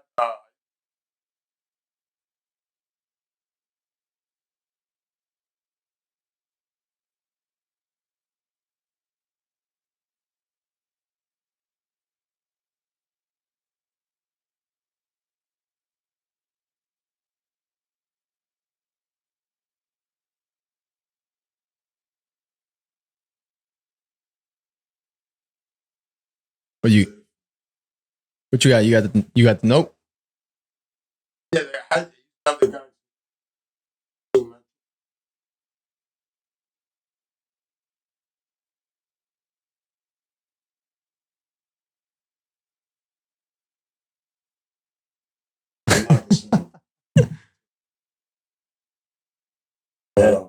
Hear that, brother. All right, so I was basically telling you about how, all right, so 3 years went by, I had just witnessed stuff. I had felt certain things about certain situations, and now I'm out. I signed off. I no longer wanted to continue. Now I want to go back to being a civilian. Yeah. I'm 21. That's when life pops off. Yeah. But real quick, let me just mention this. The Please. only action that I really saw was 4 times. Out of the 4 times, I was shot at once by a sniper, an enemy sniper. Oh shit! And snipers, snipers, Those motherfuckers. they're shooting Yeah, because they're not looking to miss. yeah. Luckily, that day was windy. I was like, in the proper position while maintaining guard on the area that we were like providing security for. Yeah. And like I lost that photo, but I went and I saw what was on the Humvee. That was the vehicles that we had over there. Yeah. A fucking hole was like, that shit was like that. He was shooting 50s? Like what was he it shooting? wasn't 50s, but like, I don't know, but that round was fucking pretty big, man. So I stood next to it and I was like, thank God I didn't get hit with this, but damn, like I lost How that. far from you was that shit, though? No, I don't know how far he shot from me, but that was from behind. But from like to your head. Oh, so like, all right, so I'm up here in the turret, like saying like the rooftop. Yeah. Luckily we had bulletproof glass Yeah. around our rear, our sides and our back, but in front we had the weapon. So I'm looking that way, and then I hear click clap, and it was a windy day, so I'm like, the fuck? Holy shit! Yeah. Holy shit! I get done. I tell my buddy down. I tell my buddy below me. I was like, "Yo, check. I mean, be cautious, but check out. I just heard something, and it sounded like might have hit the Humvee." He looks like he does this, like he wants to make sure it's not fucking some enemy waiting to fucking cap off on us. Yeah. He looks. He's like, "Yo, it's a fucking hole on the side of the Humvee." I'm like, all right. So then we call in like backup to provide security while we, Figure out the situation. inspect what the fuck is going on. Yeah. Bro, boom, a fucking like, I want to say like you could fit 2 fingers through that hole. Like somebody My shot, nigga, your somebody head would shot. have been gone. Yeah. Like literally. Had it been the old Humvees that had like nothing on them, yeah, I probably would have been easily shot back of the head. So that was my moment of saying, damn, I got lucky. Holy shit. That was my first time. My second time was we were doing a like walking down this village. Like it's like saying you walking down fucking Burger Line Avenue, right? But now this is Iraq. This is just like trenches and like a canal and fucking wheats and just open area. Right? And fucking bomb goes off. Boom. But like from very far that it even caused us to like kind of catch a little like a wave, like a shockwave. A shockwave. Yeah. And bro, I fell down, I hit my head, and I was like, y'all was walking? Yeah, we had to I walk. thought you was in a tank for Nah, some reason. nah, I don't know why nah, I'm in a bro. tank right now. I was in a tank. Hold on, you're walking. We're walking. We're doing a village like kind of like a patrol. Yeah, just basically. searching, patrol, and just checking. walking to a village, see what's up, and boom, a bomb fucking goes off at a distance, safe distance, because we got lucky, and it even caused me that shockwave caused a few of us to like fall on our fucking ass, and like that was like, oh shit, that and was it's far safe. He said safe distance. Yeah, safe distance because fuck, and he still busted his ass. How crazy is that? When that goes to show you how a bomb is, how strong a bomb is. That motherfucker will drop you on your ass when you're in a safe distance. Mm-hmm. Definitely, motherfucker. Bro. Any a few more seconds had we been closer, I probably would be right now in a freaking handicap, amputated, but in an upside down wheelchair. Yeah, exactly, bro. My life would have been like, that's it. Put on halt. Holy shit! So that was my second time. Oh my god, you were really in there, bitch. Like yeah, we was. That's why they call it. You were walking around, bro, in the most dangerous shit. That's why they call it the triangle of now, death. Let me ask you, triangle of death, right? You're walking around. Are there civilians around, or everybody's not around? We never got a few times where we were able to like actually meet people from the village. But these are people that were like scared shitless because they knew if they spoke about what they seen, where the enemy is at, they die tomorrow. They ain't telling you shit. So they're just telling you, they're like, yo, I'd rather die right now with you than them. Exactly. Because they're not gonna, These guys, it's a different type of lifestyle. But they were cool. They would like offer us, food, shelter, this and that. And they knew they don't want to do anything to give up their lives.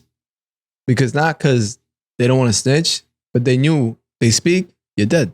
Nigga, Simple as either that. way, yeah, it's like him. Have some food and get the fuck out of my house Exactly. right now. Yeah. Idiots. That's what it was. It Just was go. like it was their hospitality of saying, "Yo, Here, please, get the fuck out, please. like, please leave us the fuck alone. Yeah. Hurry up, eat and go. Yeah, Eat just and go, eat some man. food and get the fuck out, please. Eat and go, man. Yeah, I would feel the same way, nigga. My I God. feel like, yo, because the thing is that at the end of the day, nigga, I have nothing to do. I don't even know what's going on. And it's fucked up. Those poor people, they don't even know what's going on. They have nothing to do with it. They just happen to be in the middle of everything. And that's fucked up. You know? And that's what I think. And that's the reason that I go with this shit. When it comes to this war shit, let me ask you something, man. Go ahead, brother. You have any children? No children. All right. Faith hasn't blessed me yet. But it's fine. But the day that you have children and your boy or your daughter says, hey, Bobby, I'm ready. I think I feel like I want to go to the military because you've done it. Abuelo's done it. You know, what do you feel? What do you want? What are you gonna do? Honestly, What are you gonna say? Honestly, I'm. It's hard. I mean, I'm over here now, imagining myself being a parent and having my future kid tell me that. You went through it though. You went through Exactly. it. So But at the end of the day, what do you feel? Yeah, hopefully he don't do it the ruthless way that I did it to my fucking parents. It's not that though. The experience you had, Yeah. they might have a worse one. No. All right? Exactly. Because that's how I actually the odds is more that than the other. So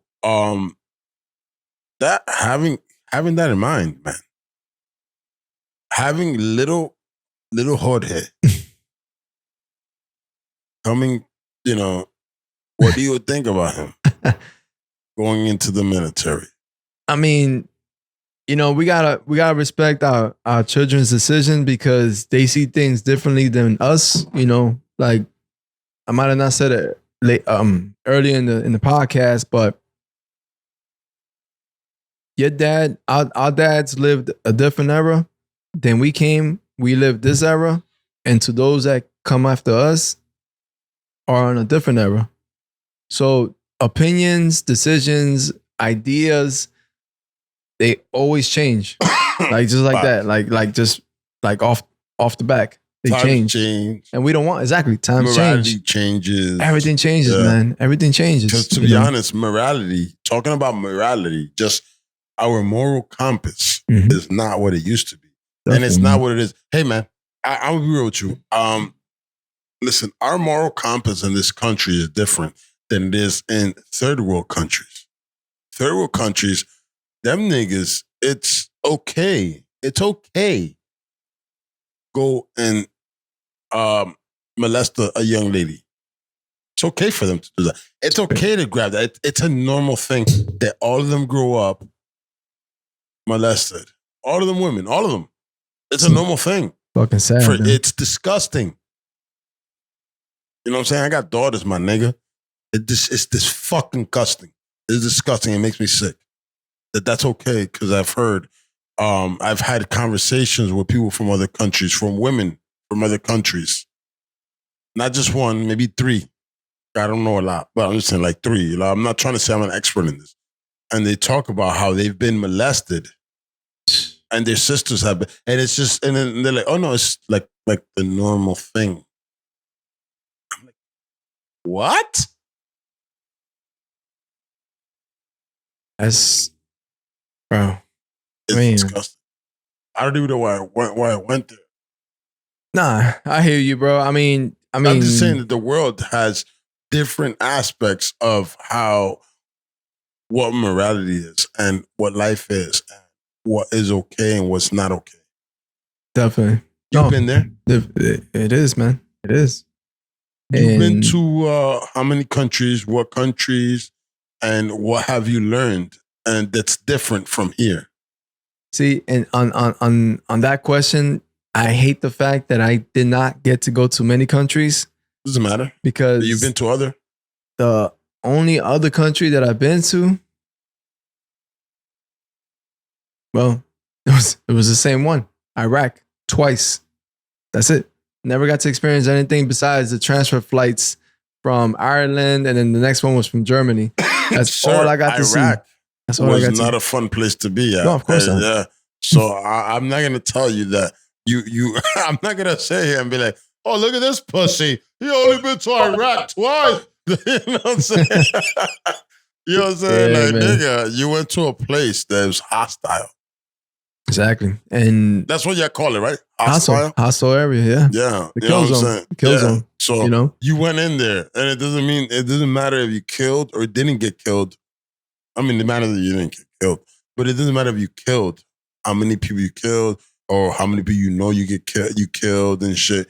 It matters that you went there and came back, and it's something that most of us don't come back and be alright. Yeah. Completely. Yeah. You know what I'm saying? Exactly. And I don't give a fuck about what happened around you, but you heard about what's happening over there. Mm-hmm. Did you hear things that were happening around you at that time that were uncomfortable for you, or did you go at a great time? That it was like, yo, man, it's Iraq. We're just in Iraq having a great time, eating Burger King. I don't know. Let me know. I wish it was like that for those people, but just witnessing like poverty at its fullest and seeing how like the man is like the dominant with no with no Repercussions? fucks given. No fucks given. Like the man is just like in charge of everything. You know, the woman, I mean, they're covered up. They can't even show their face. They can't even show their hair.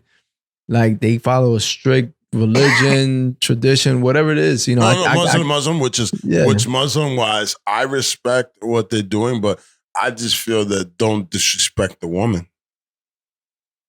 Were they treated lower over there? That I didn't see it when we did certain things, but to know that even women and kids were used as weapons to try to kill us, like that shit gave me a whole different meaning of what the fuck, you know? Kids And women. Kids being and used. women. I mean, women, they have decisions to make, right? Yeah. I mean, but they don't The really. kid. Not there. They really don't. Not Yeah. really. So I'm sorry for that. Yeah. Oh my god. Seeing kids, man. Fuck. But yeah, kids. They use kids. Kids, They'll use a man. kid with a bomb vest to. I didn't know I mean, that. I never got to experience that. No, I know, or but seen that. But that was something from what I heard, that's something that's been done. Kids. Nah, I'm not talking about like a little toddler or like a little kid like under 10 years old. At least My a nigga, I kid don't give a fuck. He's that 14, 10, Yeah. 8. Mm-hmm. That's horrible, man. Yeah. Crazy, man. Crazy ass times. And that's why like when it went after like seeing the poverty part of that third world country and just seeing that to them it was just all about, you know, just war. It was just war. Let's fucking kill everybody so we can have all the resources. You know? Like I'm not speaking like actual facts, but in my opinion, that's how I felt. Like they had like, you know, the sections where they were like, no, we need to be the majority, you know? And who cares, you know, if my family or dozens of families get slaughtered, I'm gonna get what I need to get. In my opinion, that's how I felt. Like that shit was with them, you know? And that's why that shit really like, it affected me, man. It affected me. Because You were there and you saw that. And it was just like, they just felt like, all right, we're going to take out family just to win this battle. Mm-hmm. Yeah. Dude. Damn. Yeah, it's savagery unlimited out there. Unlimited savagery. They'll do it if they had to, regardless of whatever the situation is. They would do it. Like in my opinion, I felt like that's what their cause was. You know what it is? Is that damn, yo, I don't want to talk about how they feel and I don't want to talk about their religious thoughts because I don't know. I'm not 100% educated on it, right? Yeah. But and I've never been there, so I don't know. So I'm on the I don't know shit side. Gotcha. But you saw and you witnessed and you saw how people get down. But I just feel also this fucking country that we live in, is run by very fucked up, corrupt motherfuckers, right? Absolutely, And they man. send us, just you, us, our people, black, white, black, lower people. Just the lower minorities. Yeah, the minorities. Because I don't give a fuck what color you are. You're still a minority. Exactly. You don't have the money. Money is majority, not minority. Like that's the thing that people forget. And people forget people keep fighting against race. It's not that. Excuse me. Race is not the problem. Because you're white, you're not my problem. It's that these billionaires, the people with the money that control everything and make us is the problem. And make us have problems with each other. They set it up. They control the media. They control all that. So at the end of the day, they control the wars. So that's how people like you, sir, go and fight somebody else's war without even knowing. You're thinking you're fucking helping our people. I'm so sorry, man, to say that to you. Respectfully. No. Yeah. And my brother, respectfully, I accept that because I knew that I was putting my life on the line and that I was like the game of chess. I was your pawn.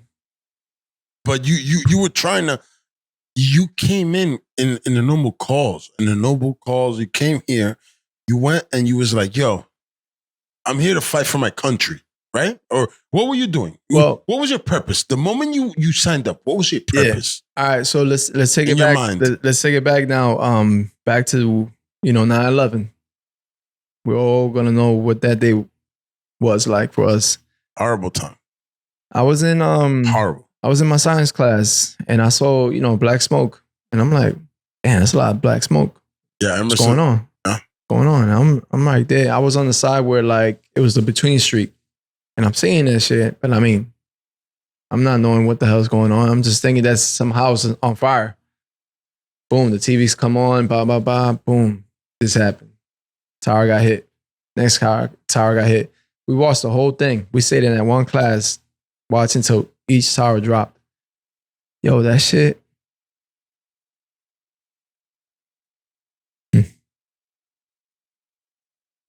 Yo, it stirred me up, man. It stirred me up.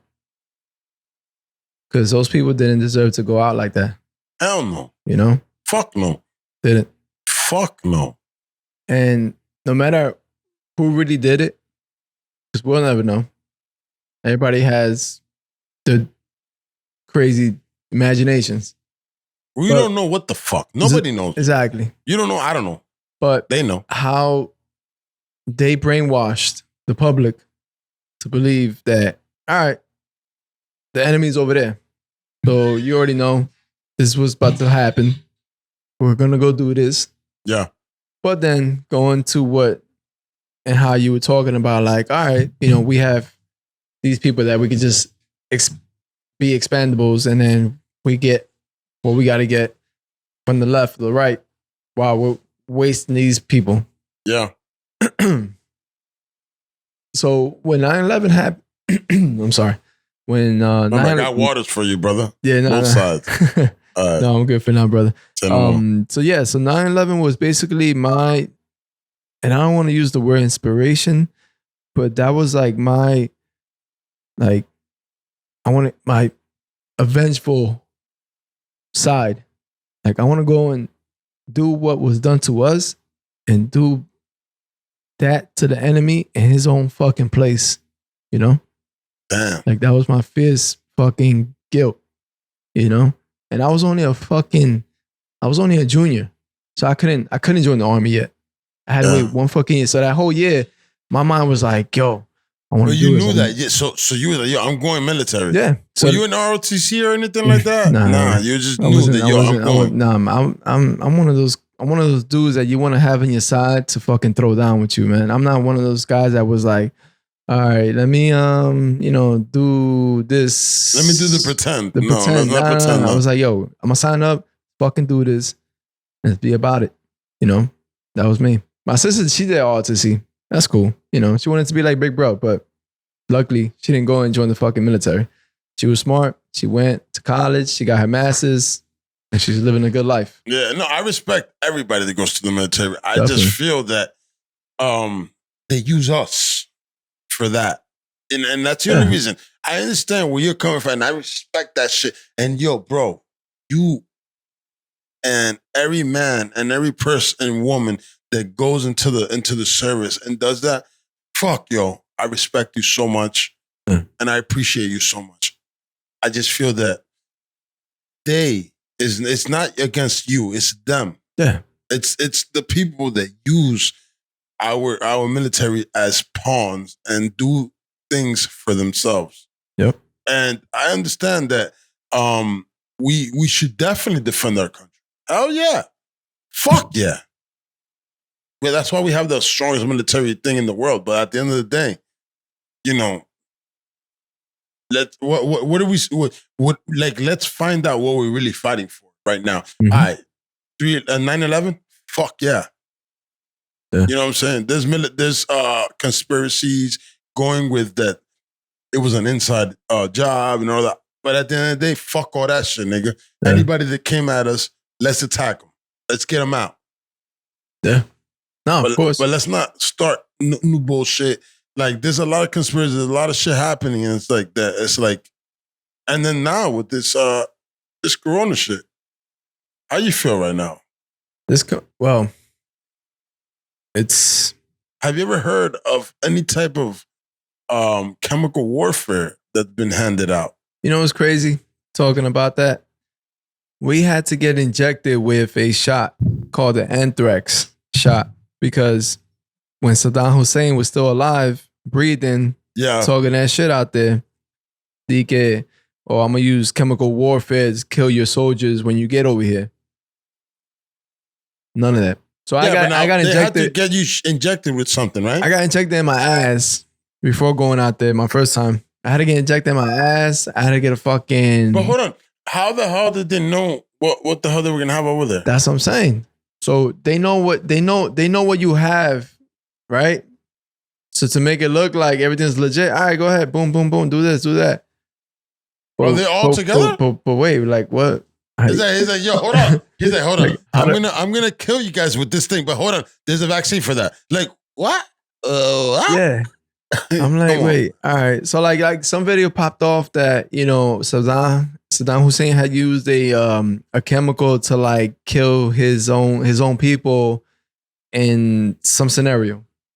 So I guess the American government was like, yo, like he's talking that real shit. Mm-hmm. Let's go ahead, inject you with this, you know, day after night vaccine.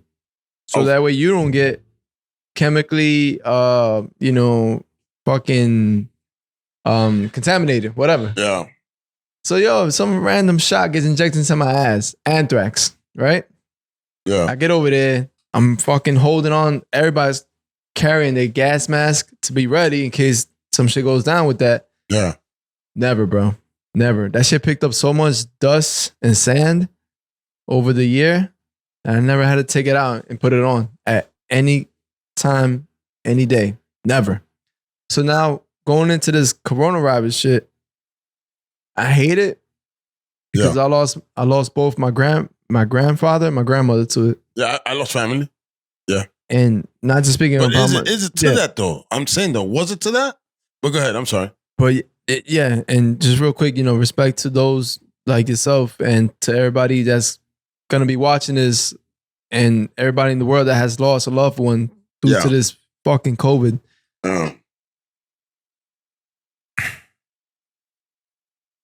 At the end, man, like those in power are sick people. Because I want to say, in my opinion, somebody started this shit because they had to like minimize the population. You know? That's how I feel. They had to minimize the population. They're really, I feel that I don't know why, but I kind of feel that that's what's happening. They're taking out the old people, right? There's the Social Security is running out, right? The Social Security. I don't know anything about anything. The thing about it is that, yo, I just live about me and my family and shit. And that's probably wrong. But at the end of the day, yo, you start looking in and there's stuff happening for a reason. Yeah. So right now they're saying, and I'm looking and I'm seeing that the Social Security is running out for everybody. Like our shit. Like It's when crazy. while we're working, everything's running. Yo, America, hey man, We're not gonna have let's be shit. real. I'm gonna be real now. Hey, credit cards don't have any money. The banks don't have any money. They don't have any money, bro. They don't have any money, man. They're credit carding you. They're giving you, hey, credit. And it's literally credit. It's a letter of credit. They don't have no fucking money to give you. You're here shopping with your credit card and they're gambling your money. They're just recycling your money, man. The credit card, the banks don't have any money. I don't know what the fuck's happening with money, but money, there's no money anywhere. I don't understand what's happening. I don't understand what is money. What I do understand is, brother, that how about resources? Let's work on resources. Let's work on feeding each other. Let's work on you guys with the everything's running out. There's nothing running out, bro. The earth keeps rebuilding itself. I don't know what's happening right now, man. We have a real problem. It is. I'm sorry that I'm getting crazy right now. No. But the truth is the truth. We have a real problem that they're telling us that there's nothing when there's everything. You know what I'm saying? They just gotta figure out how to fucking put the shit in the right place. No doubt. And that's why, like, how they say that media, puts fears into the society. Facts. And me being military, ex-military, because that's it. I'm no longer in it. If it's true, and someday we find out, which is undoubtedly, but if this shit was all government controlled, yo, it's just fucking mind blowing, bro. And it's not like it just started. It's been happening over the decades. Yeah. Like I feel like there's somebody up there, high up there, like they call it, Big Brother's always watching. Big Brother got pull, too much pull, makes shit happen. I feel like we give them the power. The power is given. Yeah, power is never something it's never taken. It's just given. You know what I'm saying? Power is something that you have because you have something that people want, right? Mm-hmm. Us as the down people, the lower, we got to figure out how to take that away. Yeah. And it's happening slowly. But also, what happens is, so when you have a YouTube channel and it becomes popular, right? What happens is that you get popular, blah, blah, blah, and guess what happens? The industry starts to notice, and guess what happens? They start wanting to pay you. You go get that check, and now you're controlled by that shit. You stop doing what you were doing before. All the free shit that you were doing before, you lose it. Cool. You know what I'm saying? We're just living in this. I just feel that we're living in a world, and you're in the military, and you see that, when it comes to the military, you're being processed to be one, right? And it's good. You need that in a war situation. But what war are we fighting for? That's my main thing. And that's why I'm glad I had you. Like, when it comes to the war, what did they tell you you were fighting for always? They're like, hey, check it out. Just think about 9/11. That's it. 9/11. They're not ever gonna tell you the truth. They're not gonna be real with you. They're gonna be like, no, we're doing this for those that we lost in 9/11, for the the terrorism act, and so and so. They never said, yo, this guy specifically, Salaman Nifmuth, did this to this country. We need to catch his Hasalanafnif so we can Hasalanifnif him. They never did that. All they mentioned was Saddam Hussein is the bad guy. Go get him. Go get him. He's the one he did all this. Go get him. Go get him. As you go through houses and you're just shooting people and shit. Or whatever the hell is going on. And then after him, it was Osama bin Laden. Go get Osama bin Laden. All right. So that's how it's gonna be. Just go find somebody.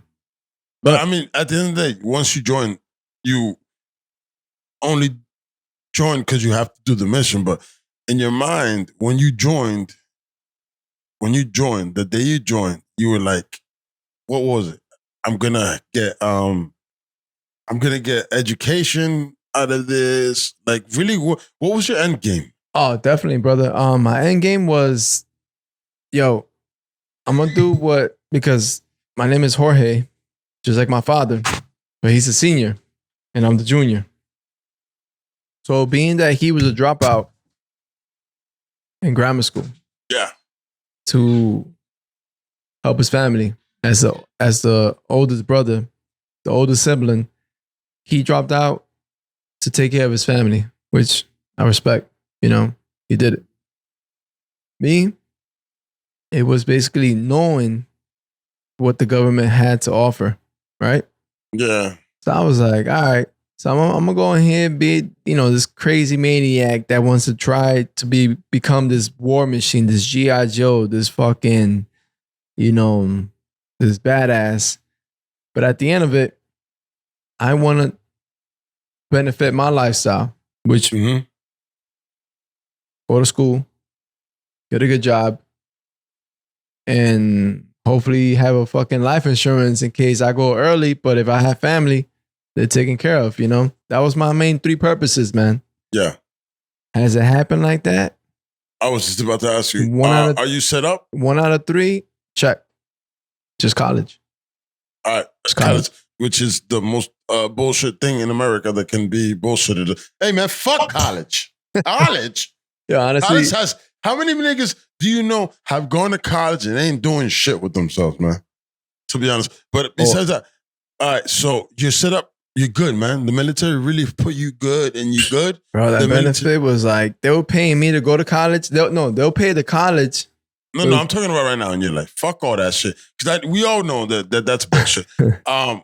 Right now, sir, because I'm gonna wrap this up, and I want you to let people understand what the military has done for you in your life and where it has taken you. And as a sergeant, right? In the military that's put work in, went there, saw things, seen things, been things, and came back, right? Because you could have came back not. You came back without legs. Exactly. Came back here. Yeah. Okay? What has it done for you in your life? In your life, what good has it done for you? And the good of it, of all of it, was that it really made me think in a different way. First of all, it disciplined me to become a man from what I was when I came in as a kid. So I had to grow up very fast. Yeah. Mentality wise, respect. I had to learn, get the concept of what life is, your downfalls, your uprisings, and your ambitious attitude. Because in life, you have to always try harder every day to get what you need in order to succeed, or only to get better than the person you were yesterday. So in that aspect, and that contribution that I gave my life just to go and get sent to 2 tours overseas in war, during war, to come back, to get out, do 10 years. Respect, boy. And the military tell me, yo, thank you for using us. Luckily, you didn't have to lose your life. Now you have all this. Pick and choose your benefits. Pick and choose. What is it? What's so great? Education, your health coverage is free for life. Cool. May you never end up with any fucked up health issue. But other than that, just take what you learned when you came in. How's your mental, bro? How do you feel about yourself? My mental? How do you feel? Your mind. My mental. Has like, going on through and going there, you know what I'm saying? I know that you didn't go through nothing crazy yourself, so crazy that it was so crazy, but just knowing and just being there, and being in the craziest motherfucking place in the fucking planet and coming back. Like literally, it's almost like taking a dip in a whirlpool and then coming back up. You feel me? Word. How did that affect you? Because it could. No, You feel me? Definitely. Just kind of like give you a quick recap on that. I got out and I felt like I was the luckiest man. Like I was like, wow, like I'm fucking invisible now. I can just go, get turned up at a club, drink everything, because that's what we used to do a lot in the military, was fucking drink every fucking day. And just live it up. That was my fucking, as a little 20-year-old, 21-year-old, when I got out, my life was like, all right, yo, you just did this for 3 years, yo, turn up. But my mentality, it had its moments where like I started having like fucking nightmares, bad dreams.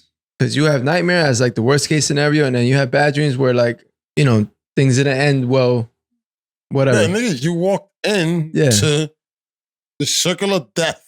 You literally were there. Yeah. So it's, of course, gonna be a thing in your mind and your heart. Yeah. So like out of all these years, because I've been out already now 8 years. 2013 was when I got out. Yeah. Boom. So it's been 8 years. And I look at myself every day. I check myself. I go through the list of like what's going on in my life. I see how much I got going good and compared to what's going bad for me right now. Yeah. And I keep my mind busy, because if you don't keep your mind busy, you don't stay thinking, brainstorming, I feel like, in my opinion, you start losing yourself. And once you lose yourself, who knows where you end up. And the last thing I want to do is to ever get to that point. Yeah. So no matter fucking whatever nightmares I'm having, bad dreams I'm having, bad days that I'm having, stress that I'm having throughout the day, that shit will never ever get me to end up catching PTSD systems, or ever thinking like I ain't shit, like I don't deserve to be here. Nigga. Never will be the case. Wow. Because yo, son, seriously, like you went through the tense. Yeah. It doesn't matter if you got anything fired out at you. Nigga, you're there where you can be fired at. Like, you know what I'm saying? Exactly. It's almost like saying, hey, man, I don't know what it is, man, but it's something. No, sir, I respect you, man. Respect to you, man. Fuck. What you went through is just, it's a hard situation, man. I got nothing to say. I got no way to elaborate onto what you've been through. You know what I'm saying? Just riding. It's like riding through, it's swimming. All right, let's go with this. It's like swimming where there's alligators, but you got to swim soft. You feel me? Swimming soft through a river of alligators. Soft. Yes, soft. You know what I'm saying? And most of the time, you die. Yeah. You just, you know what I mean? You got through it. Word up. But it wasn't easy. It's not something easy. Man, and knowing that you knew people that died, just horrible. But at the end of the day, you're here. And I appreciate you for just coming by and just talking and, just being who you are, man. And for holding it down for us. Now, before we go, have babies. Are you gonna be like, hey, young Qette, get in there. What do you want to do? If they want to, if they hear your story and they feel so cool about it, would you steer them closer or would you steer them away from it? Before we go, bro. To end on a good note, I would only hope that they make the right decision. That's it. You wouldn't. You can't really try to like enforce something on your kid. You just gotta hold back. But where would you steer him to? Steering. It's all about steering. It's about steer and let go. Oh, of course. That's where I'm at. That life is better as you continue pursuing what's here right now, and not what you might want to go and search and find elsewhere. Man, you know what? To accuse kids, you better fucking be a fucking Riddler. Funny Bone Tickler. Riddler, Funny Bone Tickler. You know why I said Funny Bone Tickler? It's from Wu-Tang, and I'm pretty sure you've heard this song. Riddler, Funny Bone Tickler. All right, but it doesn't matter. Hey, man. At the end of the day, he will have a riddle for you, and you will figure it out. Simple as that. But yo, bro, I appreciate you, man. Thank you for being who you are. Thank you. Thank you for serving our fucking country. You know what I'm saying? Even though I have other thoughts about certain things, but at the end of the day, our country is our country, and I'm about us, our country. This is, at the end of the day, it's us over them. So that's how I feel about it. And thank you. Just thank you, man, for being you. And thank you for your stories that you just put down on us. And you're a good dude, man. But at the end of the day, man, this is still Whiskey No Chaser, man. See ya! Chopper, chopper, chopper, chopper, chopper, chopper, chopper, chopper, chopper, chopper, chopper, chopper. This episode was produced by Appaloosa Media. You can find us at appaloosamedia.com.